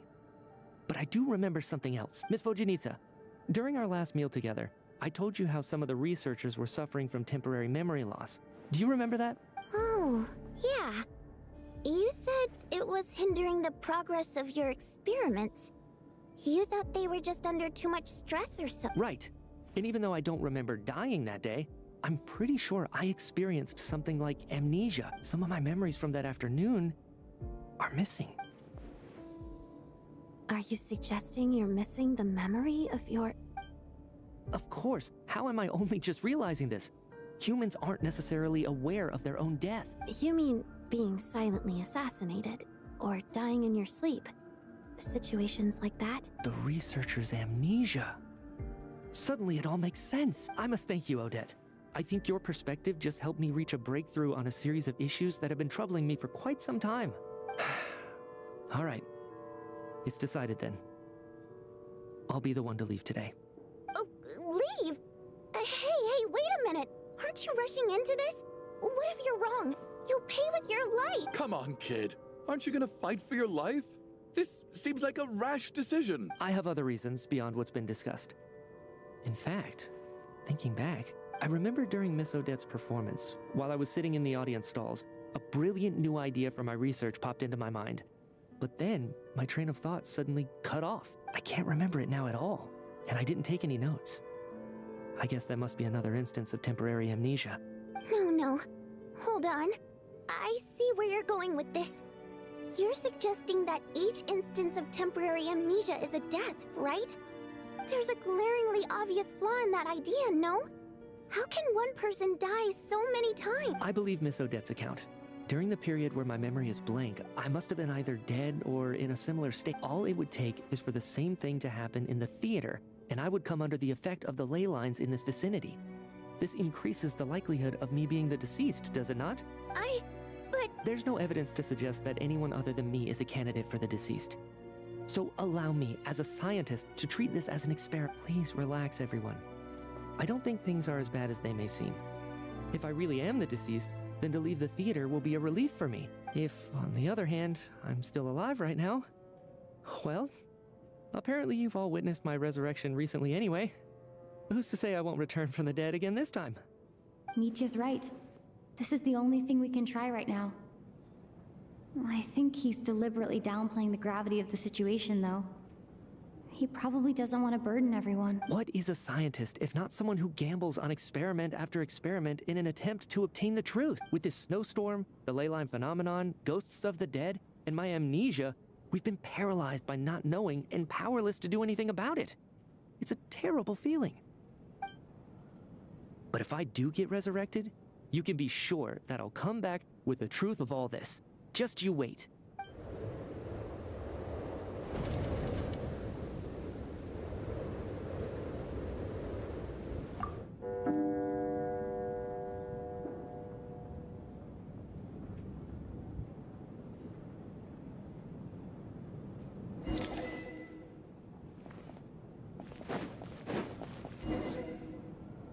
Poor Mr. Mitya. I didn't even get to see him one last time. Maybe it's a good thing that you weren't there to see it. It was a hard thing to watch. I hate goodbyes. Why does it feel like everyone around me is slowly disappearing? Not just in here, I mean. In the outside world, too. Maybe it's the realization that, at the end of life, everyone has to face it alone. Come to think of it, the main reason we're still alive right now is pure luck. Each morning here, for every one of us, there's the chance that we might not wake up. You could take it a step further and say that the same is true outside, too. Who can ever be 100% sure when they drift off to sleep that they'll open their eyes again in the morning? If I make it out of here, I'm going to cherish every moment that I'm awake and live without any Without regrets? I feel like a strange sense of anxiety has been quietly growing inside me over the last 2 days. Are you okay? You look really glum. If something's bugging you, let's talk about it. There's only a few of us left here now. After everything we've been through, what's the point in keeping things bottled up? I have a travel companion named Paimon. Alosha and Odette have met her before. She's been feeling unwell recently. You're worried about her, aren't you? That makes sense. We've been trapped in here for... To be honest, I used to feel like I was just a spectator in this world, watching everything that happens from the sidelines. Maybe it's because I'm a descender? A descender? But with Paimon by my side, over time, I slowly felt my connection to this world growing stronger. She loves eating, sleeping, and having fun, but she's also a great guide. It's her authenticity that makes this whole world feel more real from over the last few days that we've been apart. I've often caught myself wondering, what would Paimon say if she were here right now? But by the time I snap out of it, the conversation has already moved on, and I'm still in my own little world. I'm trying to overcome this sense of detachment, but I really miss Paimon. I guess, in a way, she means the whole world to me. I bet she misses you when you're not there as well. Maybe you're her entire world. I don't know if this will make you feel any better, but back when the water imps left Snezhnagrad in droves, I also felt like the whole world was suddenly empty. I could be surrounded by people all smiling and having fun, and still feel completely separate from it.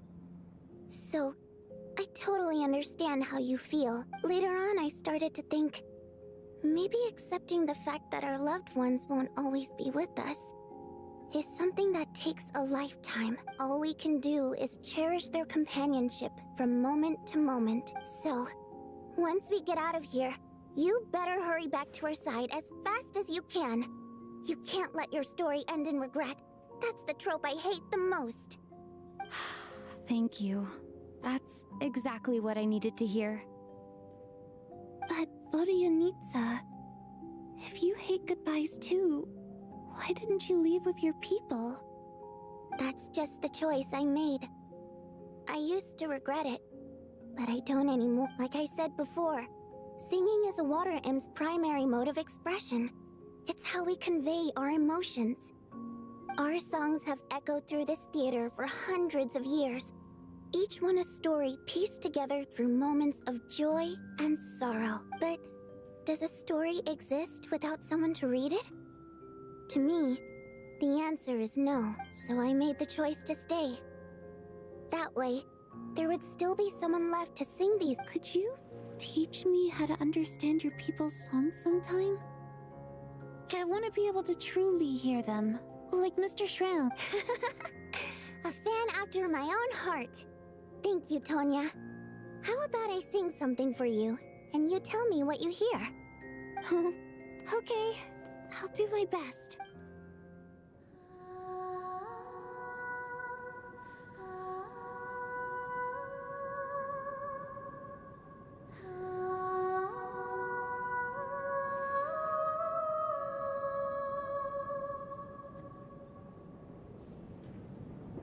I've never heard that one before. I feel like I can hear a sense of longing somehow. I wonder why that is. Color me impressed, Tonya. You're a keen listener. Most people can only tell if a song is happy or sad. I didn't think you'd be able to pick up on such specific... So, what's the song about then? Come on, tell- I've actually never performed this song in the theater before, because it has more of a ceremonial purpose for our people. It's not meant for the stage. It means something like, may those we have lost watch over us, and follow this song back home in the night, so that we might be reunited once more. No wonder I could hear that sense of longing. You sing it for loved ones who have passed away. I hope it reaches them. It's getting late, Tonya, and you're not well. We should all turn in early. I suppose there's no reason to keep watch tonight. Okay. But, before I go to bed, could you sing that song a couple more times for me, buddy? Of course. Anything for my number one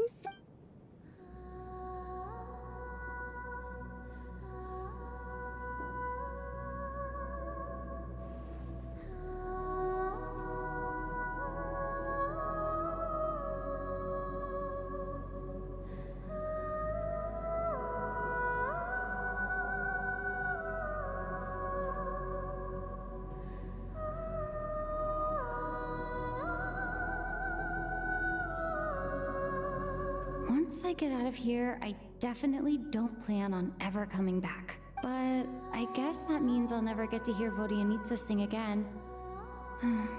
That's a sad thought. Before I fall asleep, I should cherish this moment of companionship while it lasts.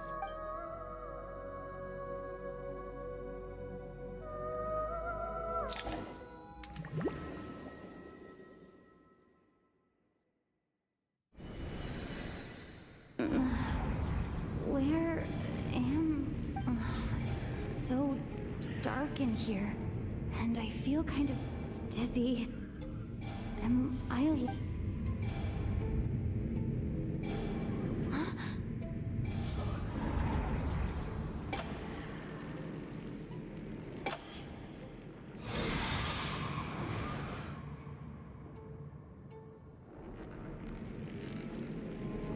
Return, O spirits. Fulfill your oath of protection.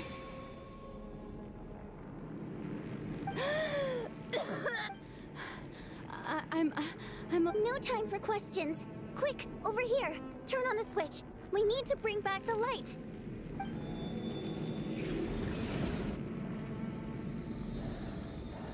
All right, we're safe. The spirit just now is called Night Prayer. The light subdues her, but she'll attack without a second thought in the dark. Sort of. I know it's hard, but you can't let this place go dark, or she'll kill you again. Yep. Luckily, I was here to resurrect you. Otherwise, that'd have been a real bummer. A bit more than a bummer, I'd say. Wait, so you have the ability to resurrect people? Sure I do. I'm your guardian spirit after all. I specialize in soul recall. Oh, it's nice to meet you, by the way. Thanks. It's nice to meet you too. All right, there's no time to waste. The black mist is already catching up. We need to avoid it at Night Prayer at all costs. Come on, let's go. We need to reach the next switch before the place gets too dark. If we bring the light back, Night Prayer won't be able to get to us. Sweet, sweet light! It's back! Shh! It's Night Prayer. We need to move quick, but don't let her notice you. Look out!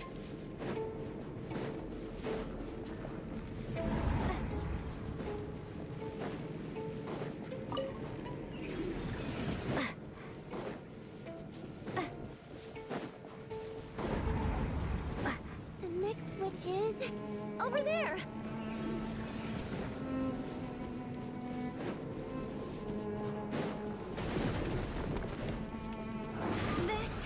Is not the end. Return, O spirits. Fulfill your oath of protection.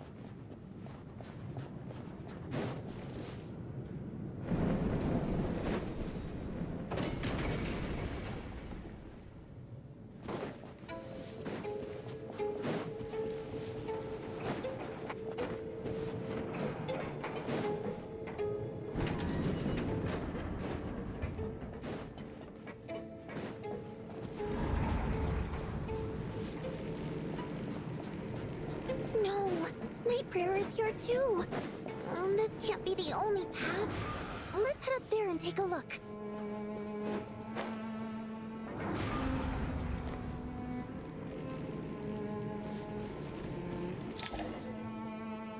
It's too dark. We're not gonna make...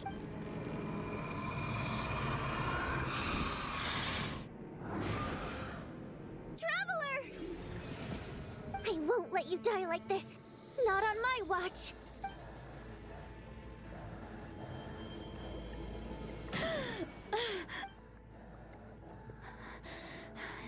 Even though it's not dying is definitely great. Yeah. Time for you to get out of here. What about you? You're not... I can't. I've already been used up. A guardian spirit's skills are finite. I can only resurrect someone's... I might not look any different. I can go no further. Why didn't you tell me? Because... Go. Now, before it's too late.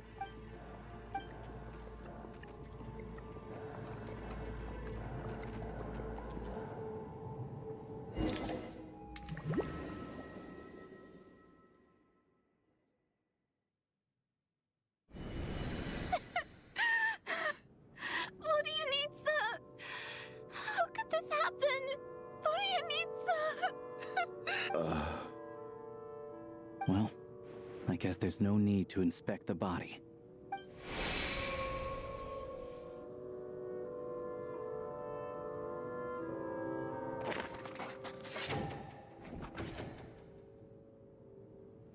This wasn't supposed to happen. You lied to us, didn't you, Chuganov? You've been lying from the start. Take a long, hard look at yourself before you go around I suspected you on day one, Lelik, and now look where we are. By some strange coincidence, you've never been targeted.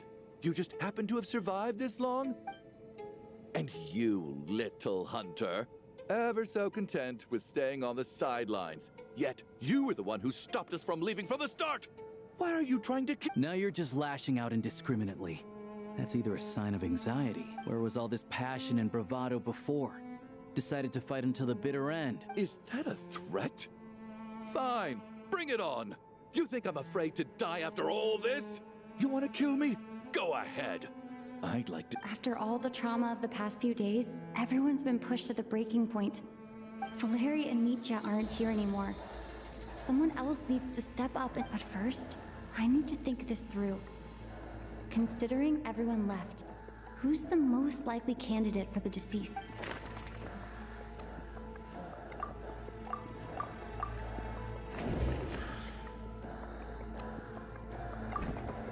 Of those who remain, the only person we've never met before is Tonya. There is room to doubt her true identity. People are easily misled by first impressions. No, but Mr. Chuganov vouched for Tonya's identity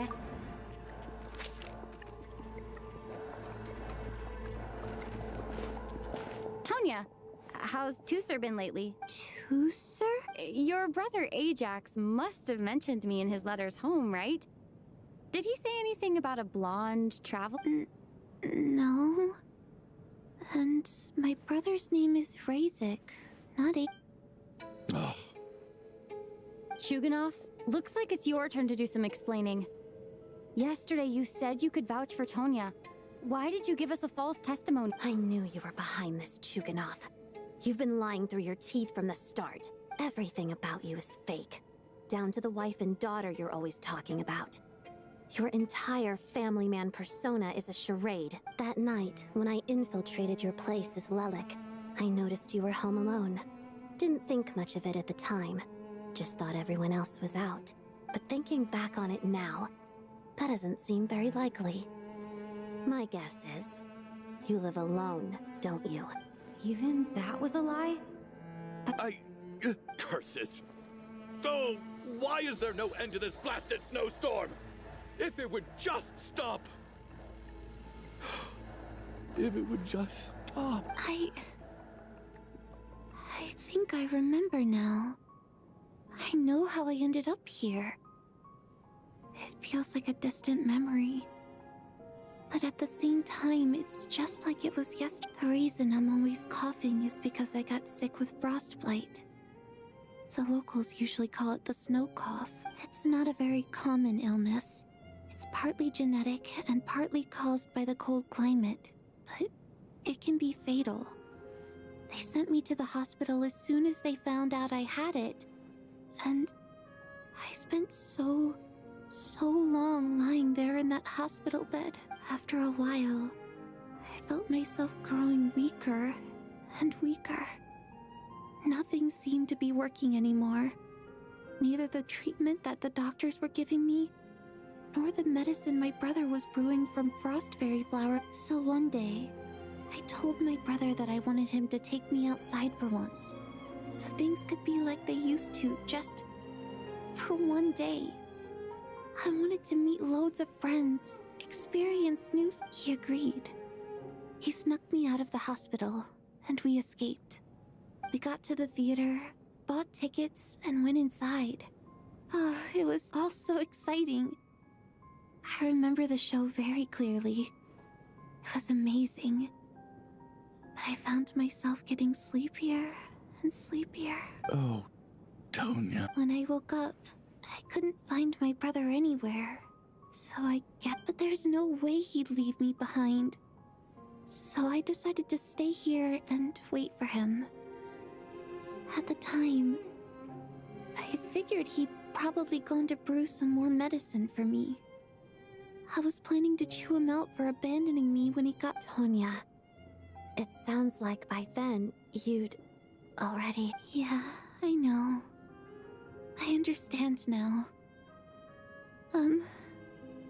Dead, aren't I? This cough and the feeling weak, it's probably just my body's memory. After all of that, it turns out I can't blame my brother after all. I was the one who abandoned him. I'm sorry, everyone. I realized this much too late. It seems like death skewed my perception. And now I've dragged you all into this mess. Your name probably isn't even Tonya, is it?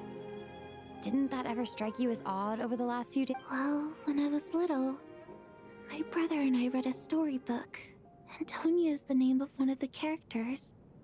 When we escaped from the hospital, our family and the hospital security were looking everywhere for us. So when you first approached me and said my brother had sent you, and called me Tonya, I thought he must have chosen a fake name that only the two of us would know.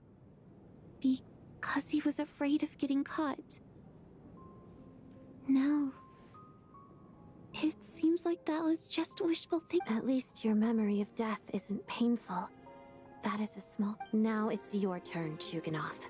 Talk to us. I believe no lie is ever told without a reason. You're right.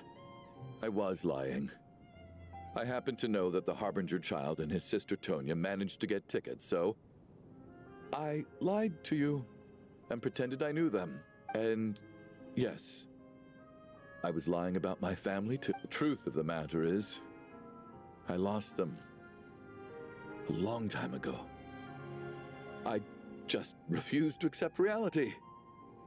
And now I've spent the second half of my life living a lie. I'm a joke. My daughter's name was Iskra. And before you ask, yes, Iskra, as in Iskra Manufacturing Plant. She also died from the snow cough. She was just 6 years old. If she were still alive today, she'd be around the same age as little Tonya here after Iskra passed. My wife couldn't bear to face those memories either. So she chose to start a new life without me. One day when I came home from work and saw the empty room, I felt like I couldn't breathe. Subconsciously, I started to imagine that they were still there. I soon discovered that this was the only thing that made me feel any better, so I just embraced the delusion. Nothing more than a pathetic means of escapism, I know. but at least it's not a crime. So explain your false testimony. The night before last, when I was chatting with Tonya, she mentioned that her brother would brew medicine for her from Frost Fairy. Combined with her various symptoms, I suddenly understood everything, including the fact that she was deceased. The snow cough used to be an incurable illness. I would pick Frost Fairy flower leaves to brew medicine for Iskra too. It took hours and hours on the stove, but the year after my daughter passed away, the Jester of the Fatui announced that a cure for frostblight, also known as the snow cough, had finally been developed. It turned out that all previous treatments were completely ineffective. No better than random concoctions. That was the final straw for me. I just couldn't take it anymore.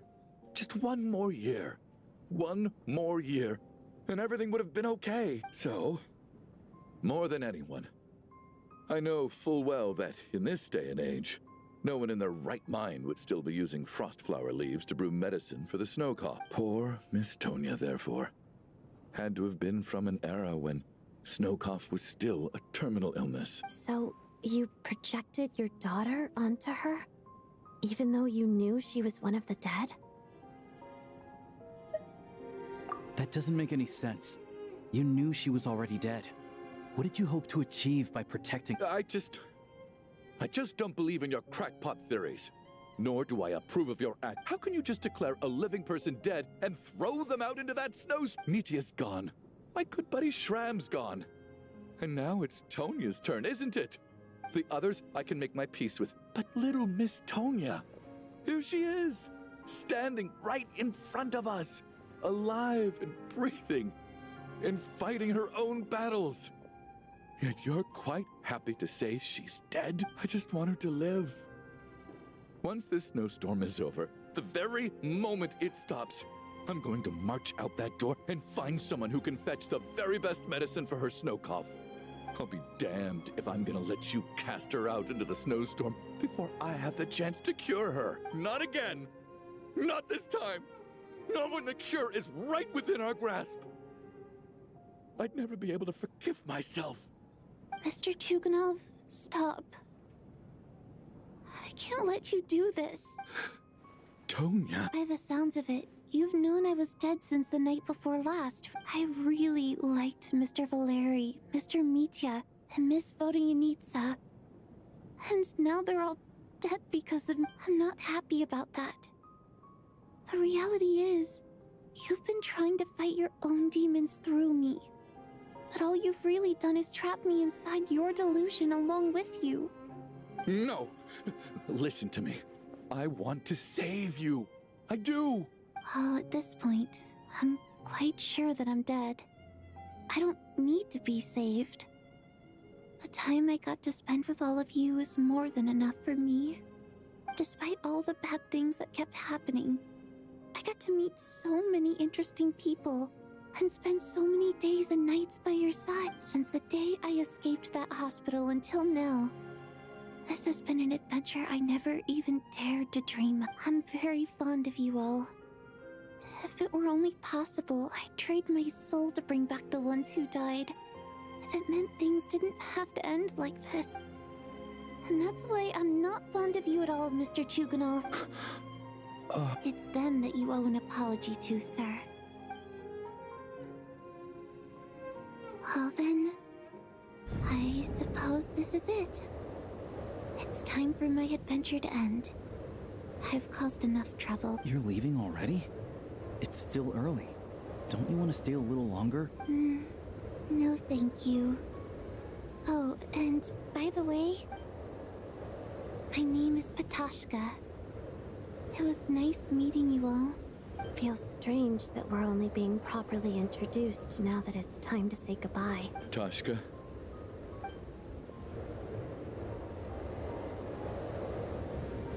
What are you doing, Chuganov? Are you crazy? Let me leave. I can't keep lying to myself anymore. In your dreams. Don't think you're getting off that easy when you had a hand in the deaths of so many people. The Fatui have honed quite an array of enhanced interrogation techniques since they were founded. Once we're out of here, Lelek will personally give you a taste of every last one.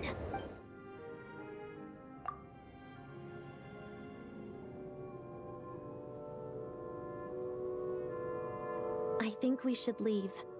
I doubt this snowstorm is ever going to stop. For all we know, this storm might have destroyed all of Snezhnaya by now. Maybe even the whole world. Wait, we finally solved the mystery of the haunted theater today. Maybe let's at least try to enjoy tonight? Fair enough. I don't particularly feel like dying in Chuganov's company anyway. And yet you won't let me die first. Hey, Chuganov, on a serious note, if we do make it out of here, you should close down that factory of yours. A lot of people are freezing thanks to you. Is this really the time to be discussing my factory? All right, fine. I'll shut it down. Doesn't matter to me anymore.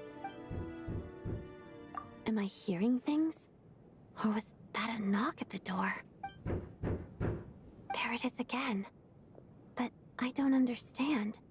The snowstorm hasn't stopped, has it? Should we open the door? Is this it? Is this if the last few days are anything to go by, I probably shouldn't be getting my hopes up. Whatever lies beyond that door...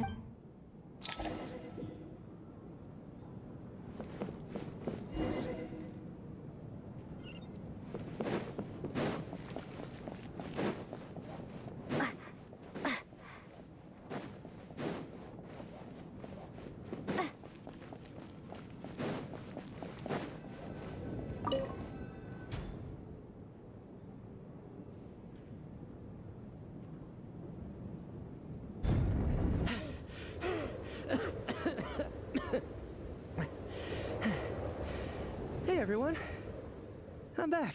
How are you doing? Feeling any better? Much better, thanks. Whew, it is so good to have you guys here. I was a little worried that the theater would be empty by the time I got back. Let me see. Tonya and Vodyanitsa are missing, which means Vodyanitsa died last night. And then you discovered that Tonya was the other dead person. Am I right? Not Tonya. Pitashka. First, tell us how you made it back here. Given the conditions outside, no one should be able to return alive. You're right. The thing that got me back safely was... a song. I heard someone singing. After walking into the snowstorm, my mind grew hazy. I don't know how long I walked through the storm before my mind completely slipped away.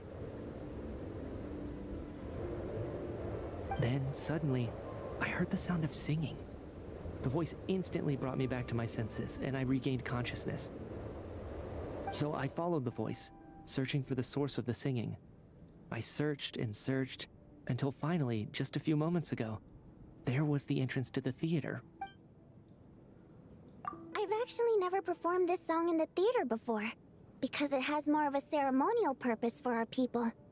It's not meant for this. It means something like, "May those we have lost watch over us, and follow this song back home in the night, so that we might be reunited once more." That must have been Vodyanitsa's Requiem. Who knew it actually... That song is meant to guide the souls of the dead. Huh. No kidding. Seemed like I guessed right then. This is what I've been so desperate to tell you about. When I first stepped out of the theater, I was still quite lucid. My memory of it is still pretty intact. I remember the outside world being completely different than what I'd expected. It was like this was a world where only the snowstorm existed. There wasn't a trace of any humans or buildings ever having been there. I don't know how else to describe it, except to say that it just didn't seem like the real world. And as for the Requiem, if I was guided here by Vodyanitsa's song, it can only mean that I must already be dead. And this is my soul, not my body. But I didn't experience a clear moment of death while I was out there. Nor do I feel any different now than before I walked into the snowstorm. You don't seem any different to me either. In fact, this is something I've been wondering about for a while now. If souls aren't physical, shouldn't they lack tangible? Both Shram and Patoshka were clearly deceased, and yet their souls didn't look or feel like ghosts at all. They were visible, tangible, no different than you or me. This raises a truly terrible thought. Is that really what Mitya is suggesting?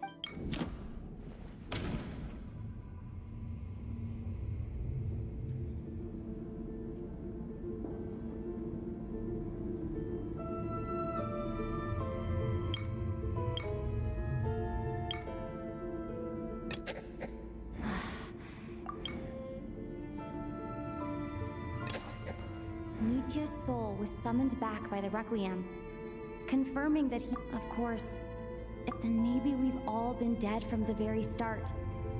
And all of us are now souls wandering the theater.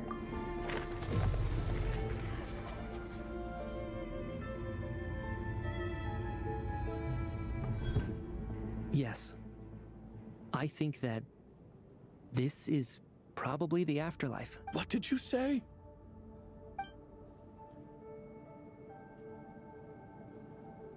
You heard me. We died in the theater. All of us did. But due to an obstruction in the theater's ley lines, our souls are trapped here, while an endless, infinite snowstorm rages outside. It's ironic, really. All that time, we were working so hard to figure out who the deceased among us were, when the truth was, we were all deceased. The only difference being some of us died more recently than others. Do you remember that note, "Death is near"? Seems like we misunderstood what death was nearer than we wanted to think all along.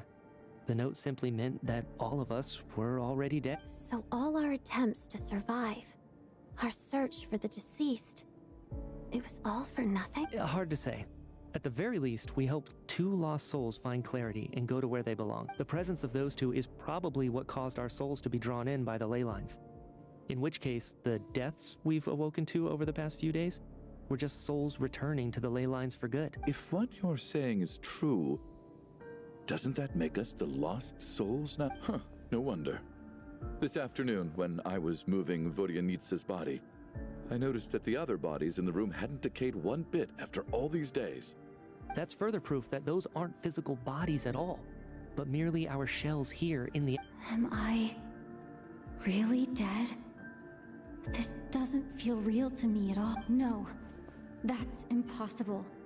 This cannot be how it all ends. I still find it hard to believe that all of us are dead. How exactly did we die in the real world? None of us have any memories of dying, right? Not even knowing how we died is preposterous. Good grief. Surely there has to be some reason. Exactly. It's hard to rest in peace when you don't even know how you died. It gave me lots to think about as I strode out into the snowstorm. I racked my brains trying to remember the cause of my death, the exact moment I died, the root of all of this, right up until my consciousness faded.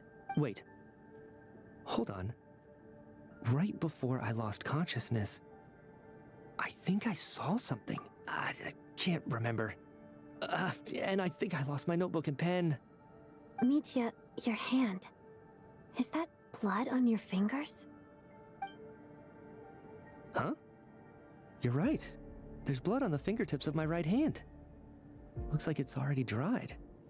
When did that happen? What the? I guess this was what I saw. I must have desperately drawn it in my own blood right before losing consciousness. What's wrong? Do you recognize the symbol? It's Renova, the ruler of death. Huh? Alosha, do you still remember that Snezhnayan folktale you told me about? It was about the Grim Reaper. When someone's about to die, he appears as an incarnation of someone familiar to guide their soul into the afterlife. And as soon as you recognize his face, your life is over. I heard a similar tale when I was little. You think the Grim Reaper in this story refers to the ruler of death you mentioned? That's right. In which case, death is near could also mean that the Grim Reaper is here, disguised in a familiar form. Death, the deceased, and the Grim Reaper? So it's a triple entendre. When I first saw this note, I thought it contradicted the investigation report. But now it seems like that was the whole intention. So the Grim Reaper deliberately misled us. Then, we started suspecting each other and searched for the deceased while they hid in plain sight. By that logic, the one person most likely to be the Grim Reaper incarnate is...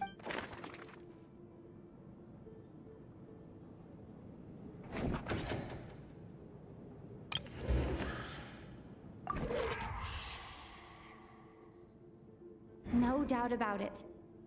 It's Alosha. Looking back at how everyone has acted over the past few days, Alosha is most likely the Grim Reaper lurking among us.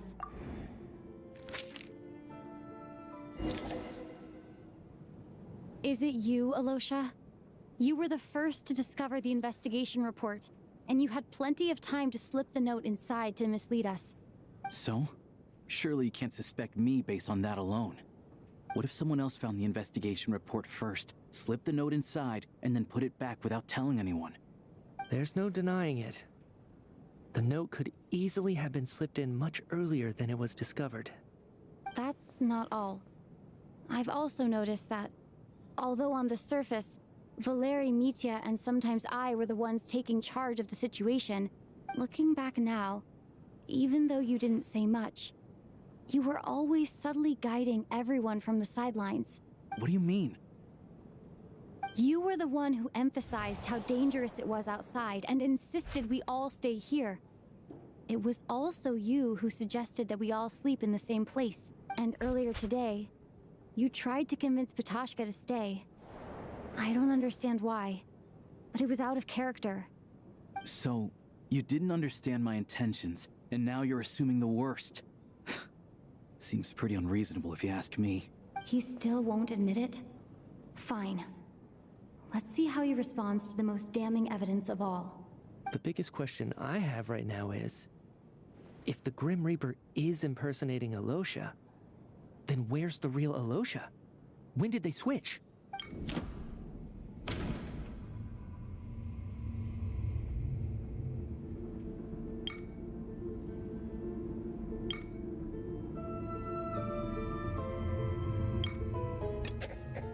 No. The rule...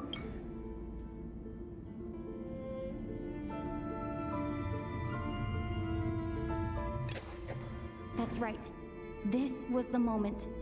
Right at the start, before any victims had even emerged, Alosha was switched with the Ruler of Death while everyone's guard was still down.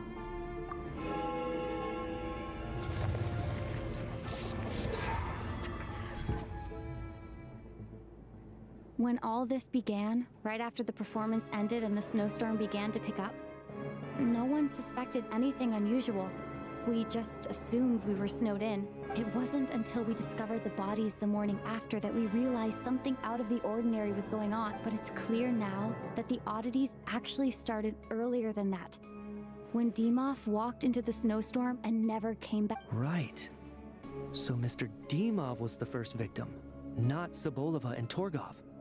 And if we pinpoint that moment as the beginning of this incident, then one thing becomes clear, Alosha. You are the only person who walked into the snowstorm and came back without the help of Vojanitsa's Requiem. More precisely, Alosha never came back at all. The one who came back was the Grim Reaper. Not bad. Well, since you've backed me into a corner, I suppose there's no point in keeping up the act anymore. Alosha? You're the Grim Reaper? I am no such tired cliché. Mortals should address me as the Ruler of Death. Before being wiped out for good, you identified the two deceased, and even sensed my presence. A commendable achievement. Far beyond what I expected. I heard you can ferry souls. Those deaths each night. Were they your doing? Your initial conclusion was correct. Due to the existence of the two deceased, the ley lines yearned to reclaim those long-lost souls. Every night they devoured an equal number of souls to fill the void. This required no intervention from me. Though, of course, ferrying souls is indeed my authority. Here, take a look.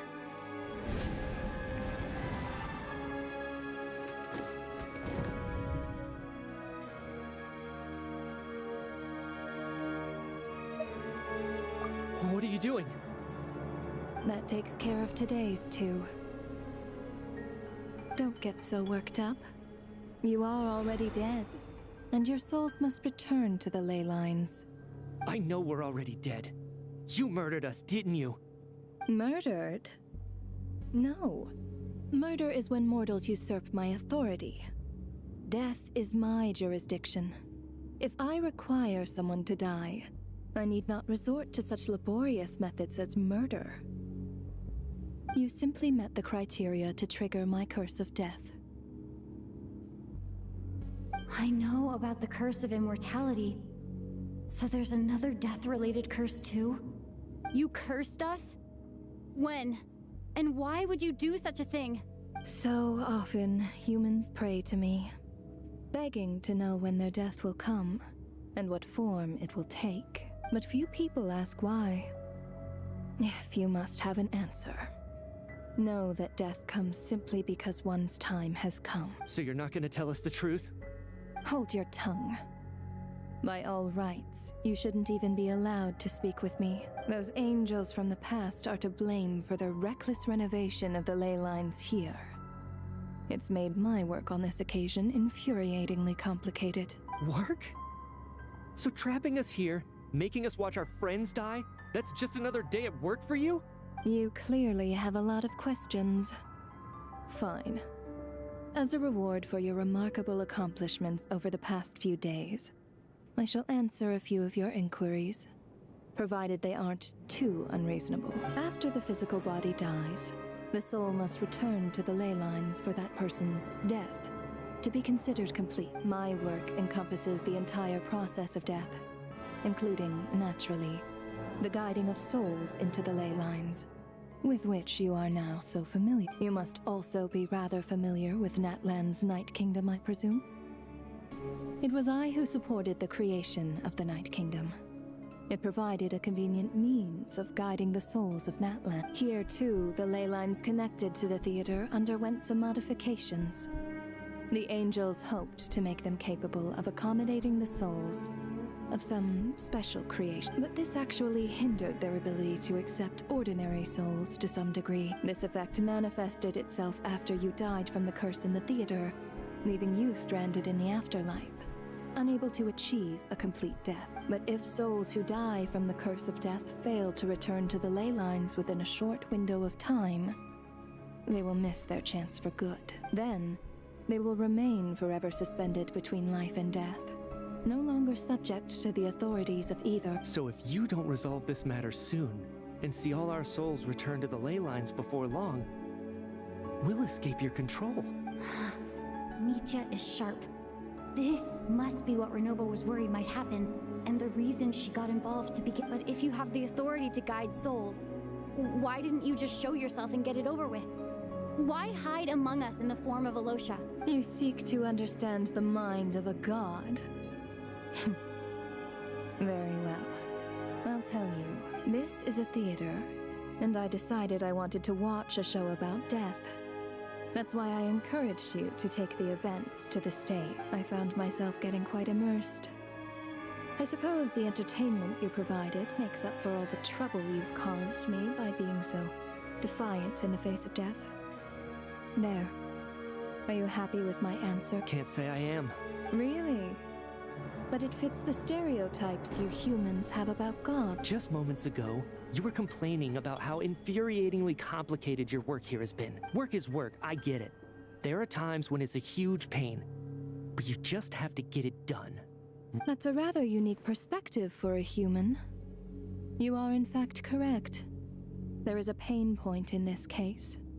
Due to the obstruction in the theater's ley lines, there is a hard limit on the number of souls they can receive each day, making it impossible for me to ferry all your souls at once.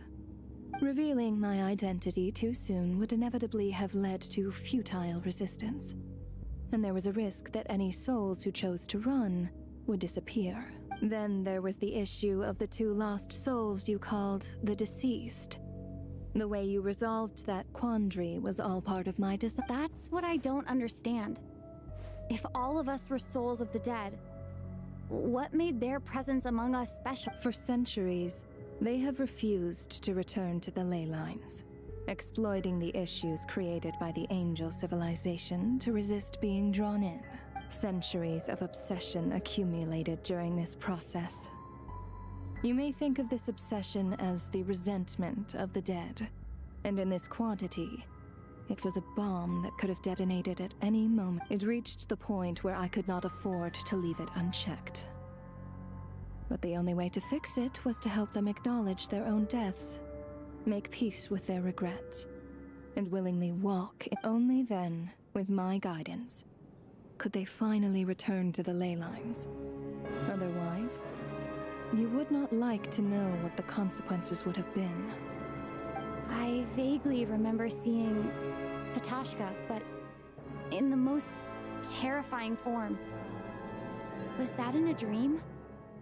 Is that what would have become of her if she hadn't returned to the ley lines? I see your dreams brought you many revelations. So you see, death in fact grants wisdom to mortals. Souls connect to all things in the world and see the chain of cause and effect between them. It's nothing unusual. Anyway, giving psychological counseling to lost souls is not my strong suit. That is more of an angel's role. It was something I could not resolve directly using my authority, so I decided it was easier to leave the bomb defusal to... Meanwhile, of course, their presence caused the souls of other members of your party to return to the ley lines each night. From where I stand, that was killing two birds with one stone. As both issues slowly resolved one another without me having to lift a finger, all I had to do was stay close by and keep the situation under control. Then use my authority to wrap things up at the end. And, of course, while I was at it, I thoroughly enjoyed watching this drama, dealing with death from a mortal perspective, play out on the stage. Sounds like you had it all figured out, Grim Reaper. I just did the math. You said there's a hard limit to the number of souls the ley lines here can receive each day. That much is obvious, even to a fool. It's time to review this whole affair. If the ley lines can only take in 2 people per day, I need to go over the deaths from these past few days again.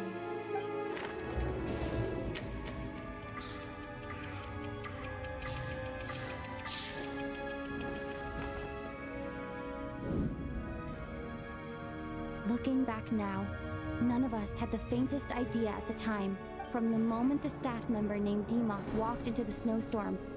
The incident had already begun. No. Let me go over this again.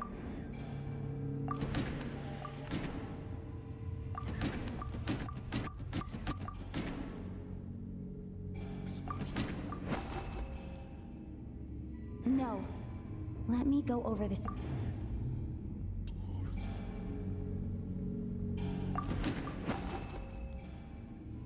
No. Let me go over this again.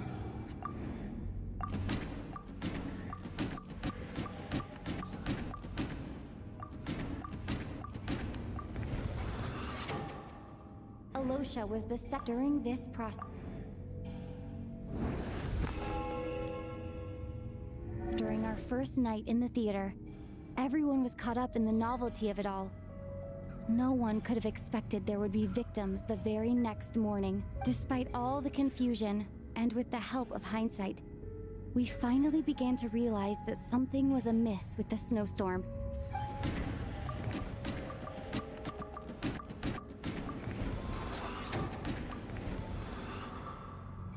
The ley lines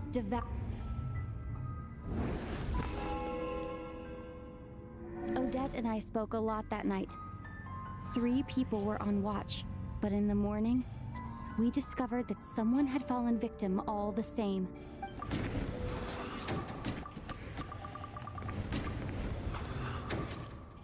The deaths of cool, unexplainable phenomena. Later, we discovered that there seemed to be an extra person among us, and subsequently discovered the existence of the deceased. Mr. Shram realized...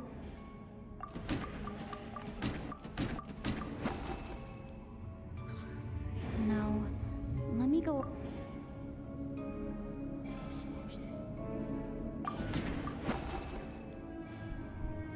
No. Let me go over this again.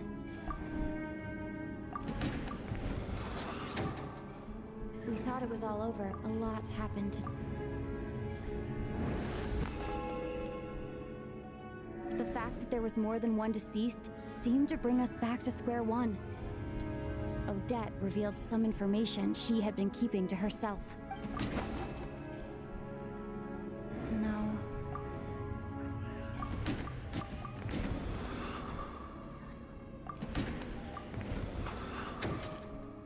Vodyanica was...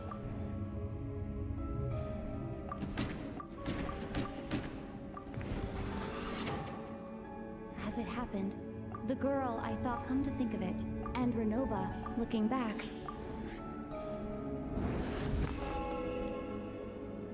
No one could have expected anyone who walked into the snowstorm to return. But just after nightfall, Mitya returned, bringing crucial information with him. Various truths began to surface, including that all of us were already dead, and that the ruler of death was here among us. Then, after revealing her true form, Renova callously claimed 2 souls.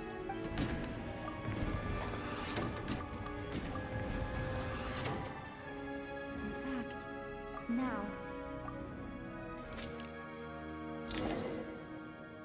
That covers everything. It's all clear now. Your work isn't finished here yet, is it?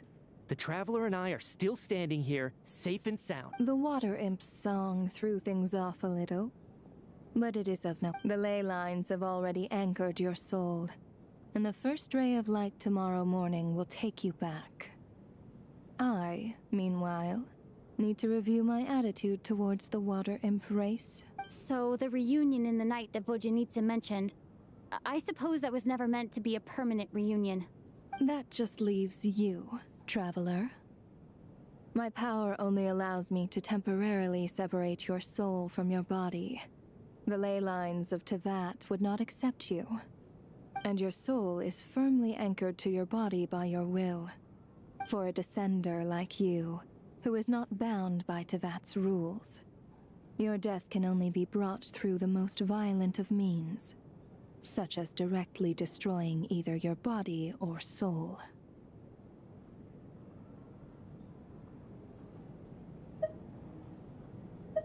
I have no interest in involving myself with Descenders. For now.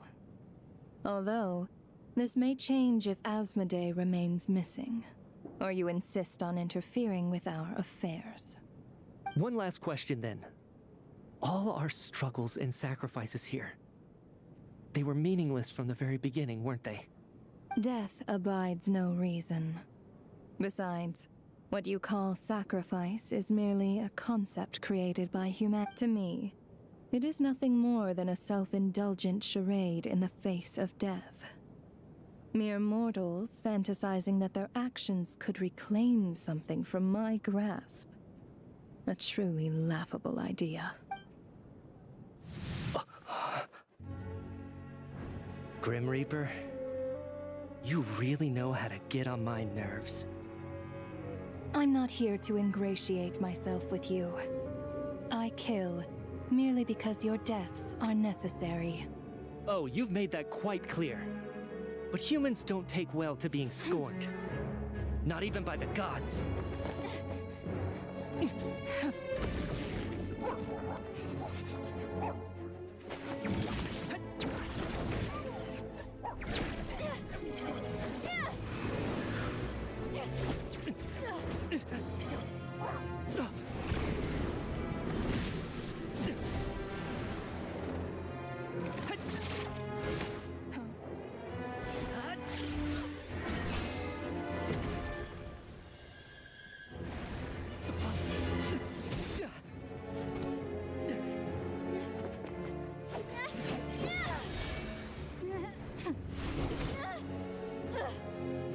This is futile.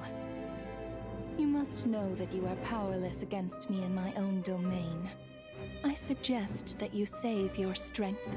For what? Maybe we can't change it. But if nothing else, we can at least teach you to have some respect for the dead. Audacious.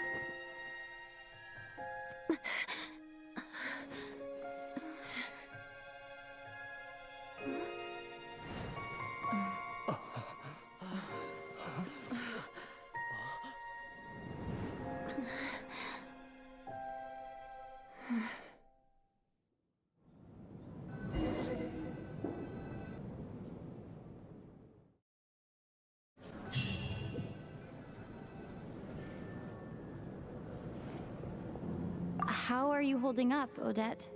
What happened to me? How much do you remember? What do you mean? Is the performance over?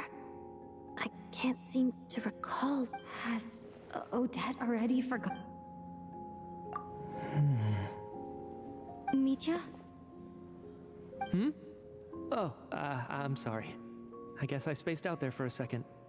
Remind me who you are? Don't you remember?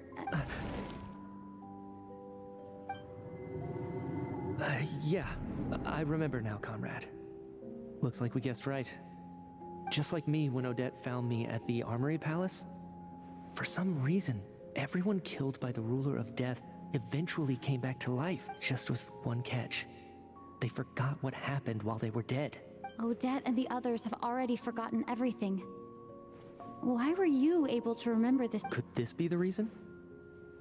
You said this is the Ruler of Death's symbol, right? I don't see anything there. You don't? Huh. Okay, I guess that makes sense. I carved this into my hand in the afterlife, so it's not visible in the physical world. Does that mean I carved this symbol into my soul? What an unsettling thought. Still, at least I get to remember what happened. I suppose it's a blessing in disguise. What about you, though? The Ruler of Death mentioned that you're a descender? Is that why you can remember? A full explanation would get complicated very quickly, but that's essentially it. Well then, now that it's all over, let's figure out what we've learned. The first thing I notice is that everything here is precisely as we left it, right before our deaths. This confirms that time passes differently in the afterlife than in the They say that right before death, time slows down and your whole life flashes before your— That must be how you know you have one foot in the afterlife by that point. Anyway, clearly the few days we spend in the afterlife probably only amounted to a few short minutes. This also aligns with previous reports of widespread temporary memory loss among the Armory Palace persons. To those unaware of the truth, dying and coming back to life must feel similar to a short bout of catatonia. This leaves me with a couple big questions. If nothing else, I think it shows that killing us wasn't her ultimate goal. We still don't know her true reasons for Right. This time only got complicated because of the situation with the theater's ley lines. That's why she had to approach it differently. If the previous incidents of amnesia among the researchers are anything to go by, killing us is usually a pretty routine matter. Come to think of it, wasn't I about to note something down before I died? I can't remember what it was, but I think it was something related to my research project? Sorry, Traveler. I'll catch up with you again later. Right now, I have to make a trip back to the Armory Palace. Ma'am, if I may, no one of your description has ever shown up in my investigations into Mr. Mitia's friends, yet you two seem very familiar with each other. Could you perhaps tell me where he was in such a rush to get to? And, by the way, have we ever crossed paths? Forgive the presumptuousness, but... I can explain everything. Could you help me gather everyone in the theater in one place?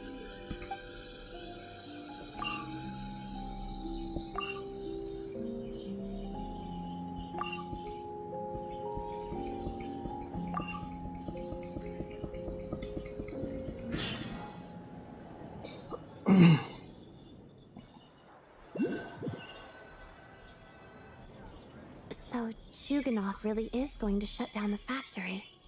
I guess this theater incident actually did us some good after all. So, you said I promised to take you to the Armory Palace while we were in the afterlife, yes? I believe you. I think agreed. Let's...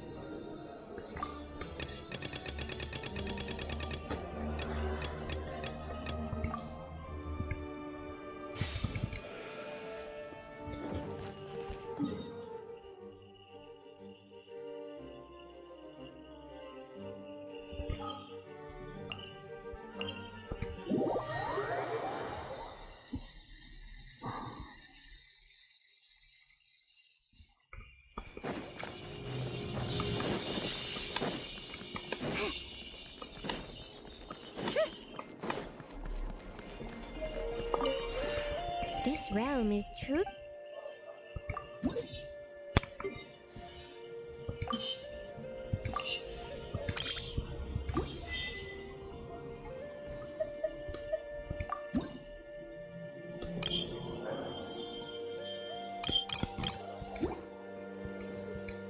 If you ever have any questions about...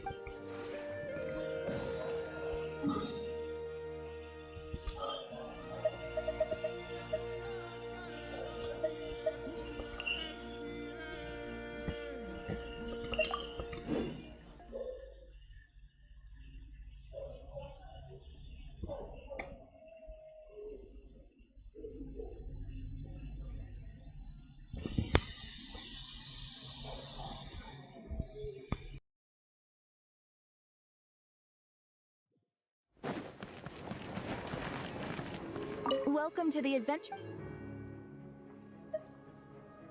Farewell, my lady. And thank you for supporting the Adventurers Guild.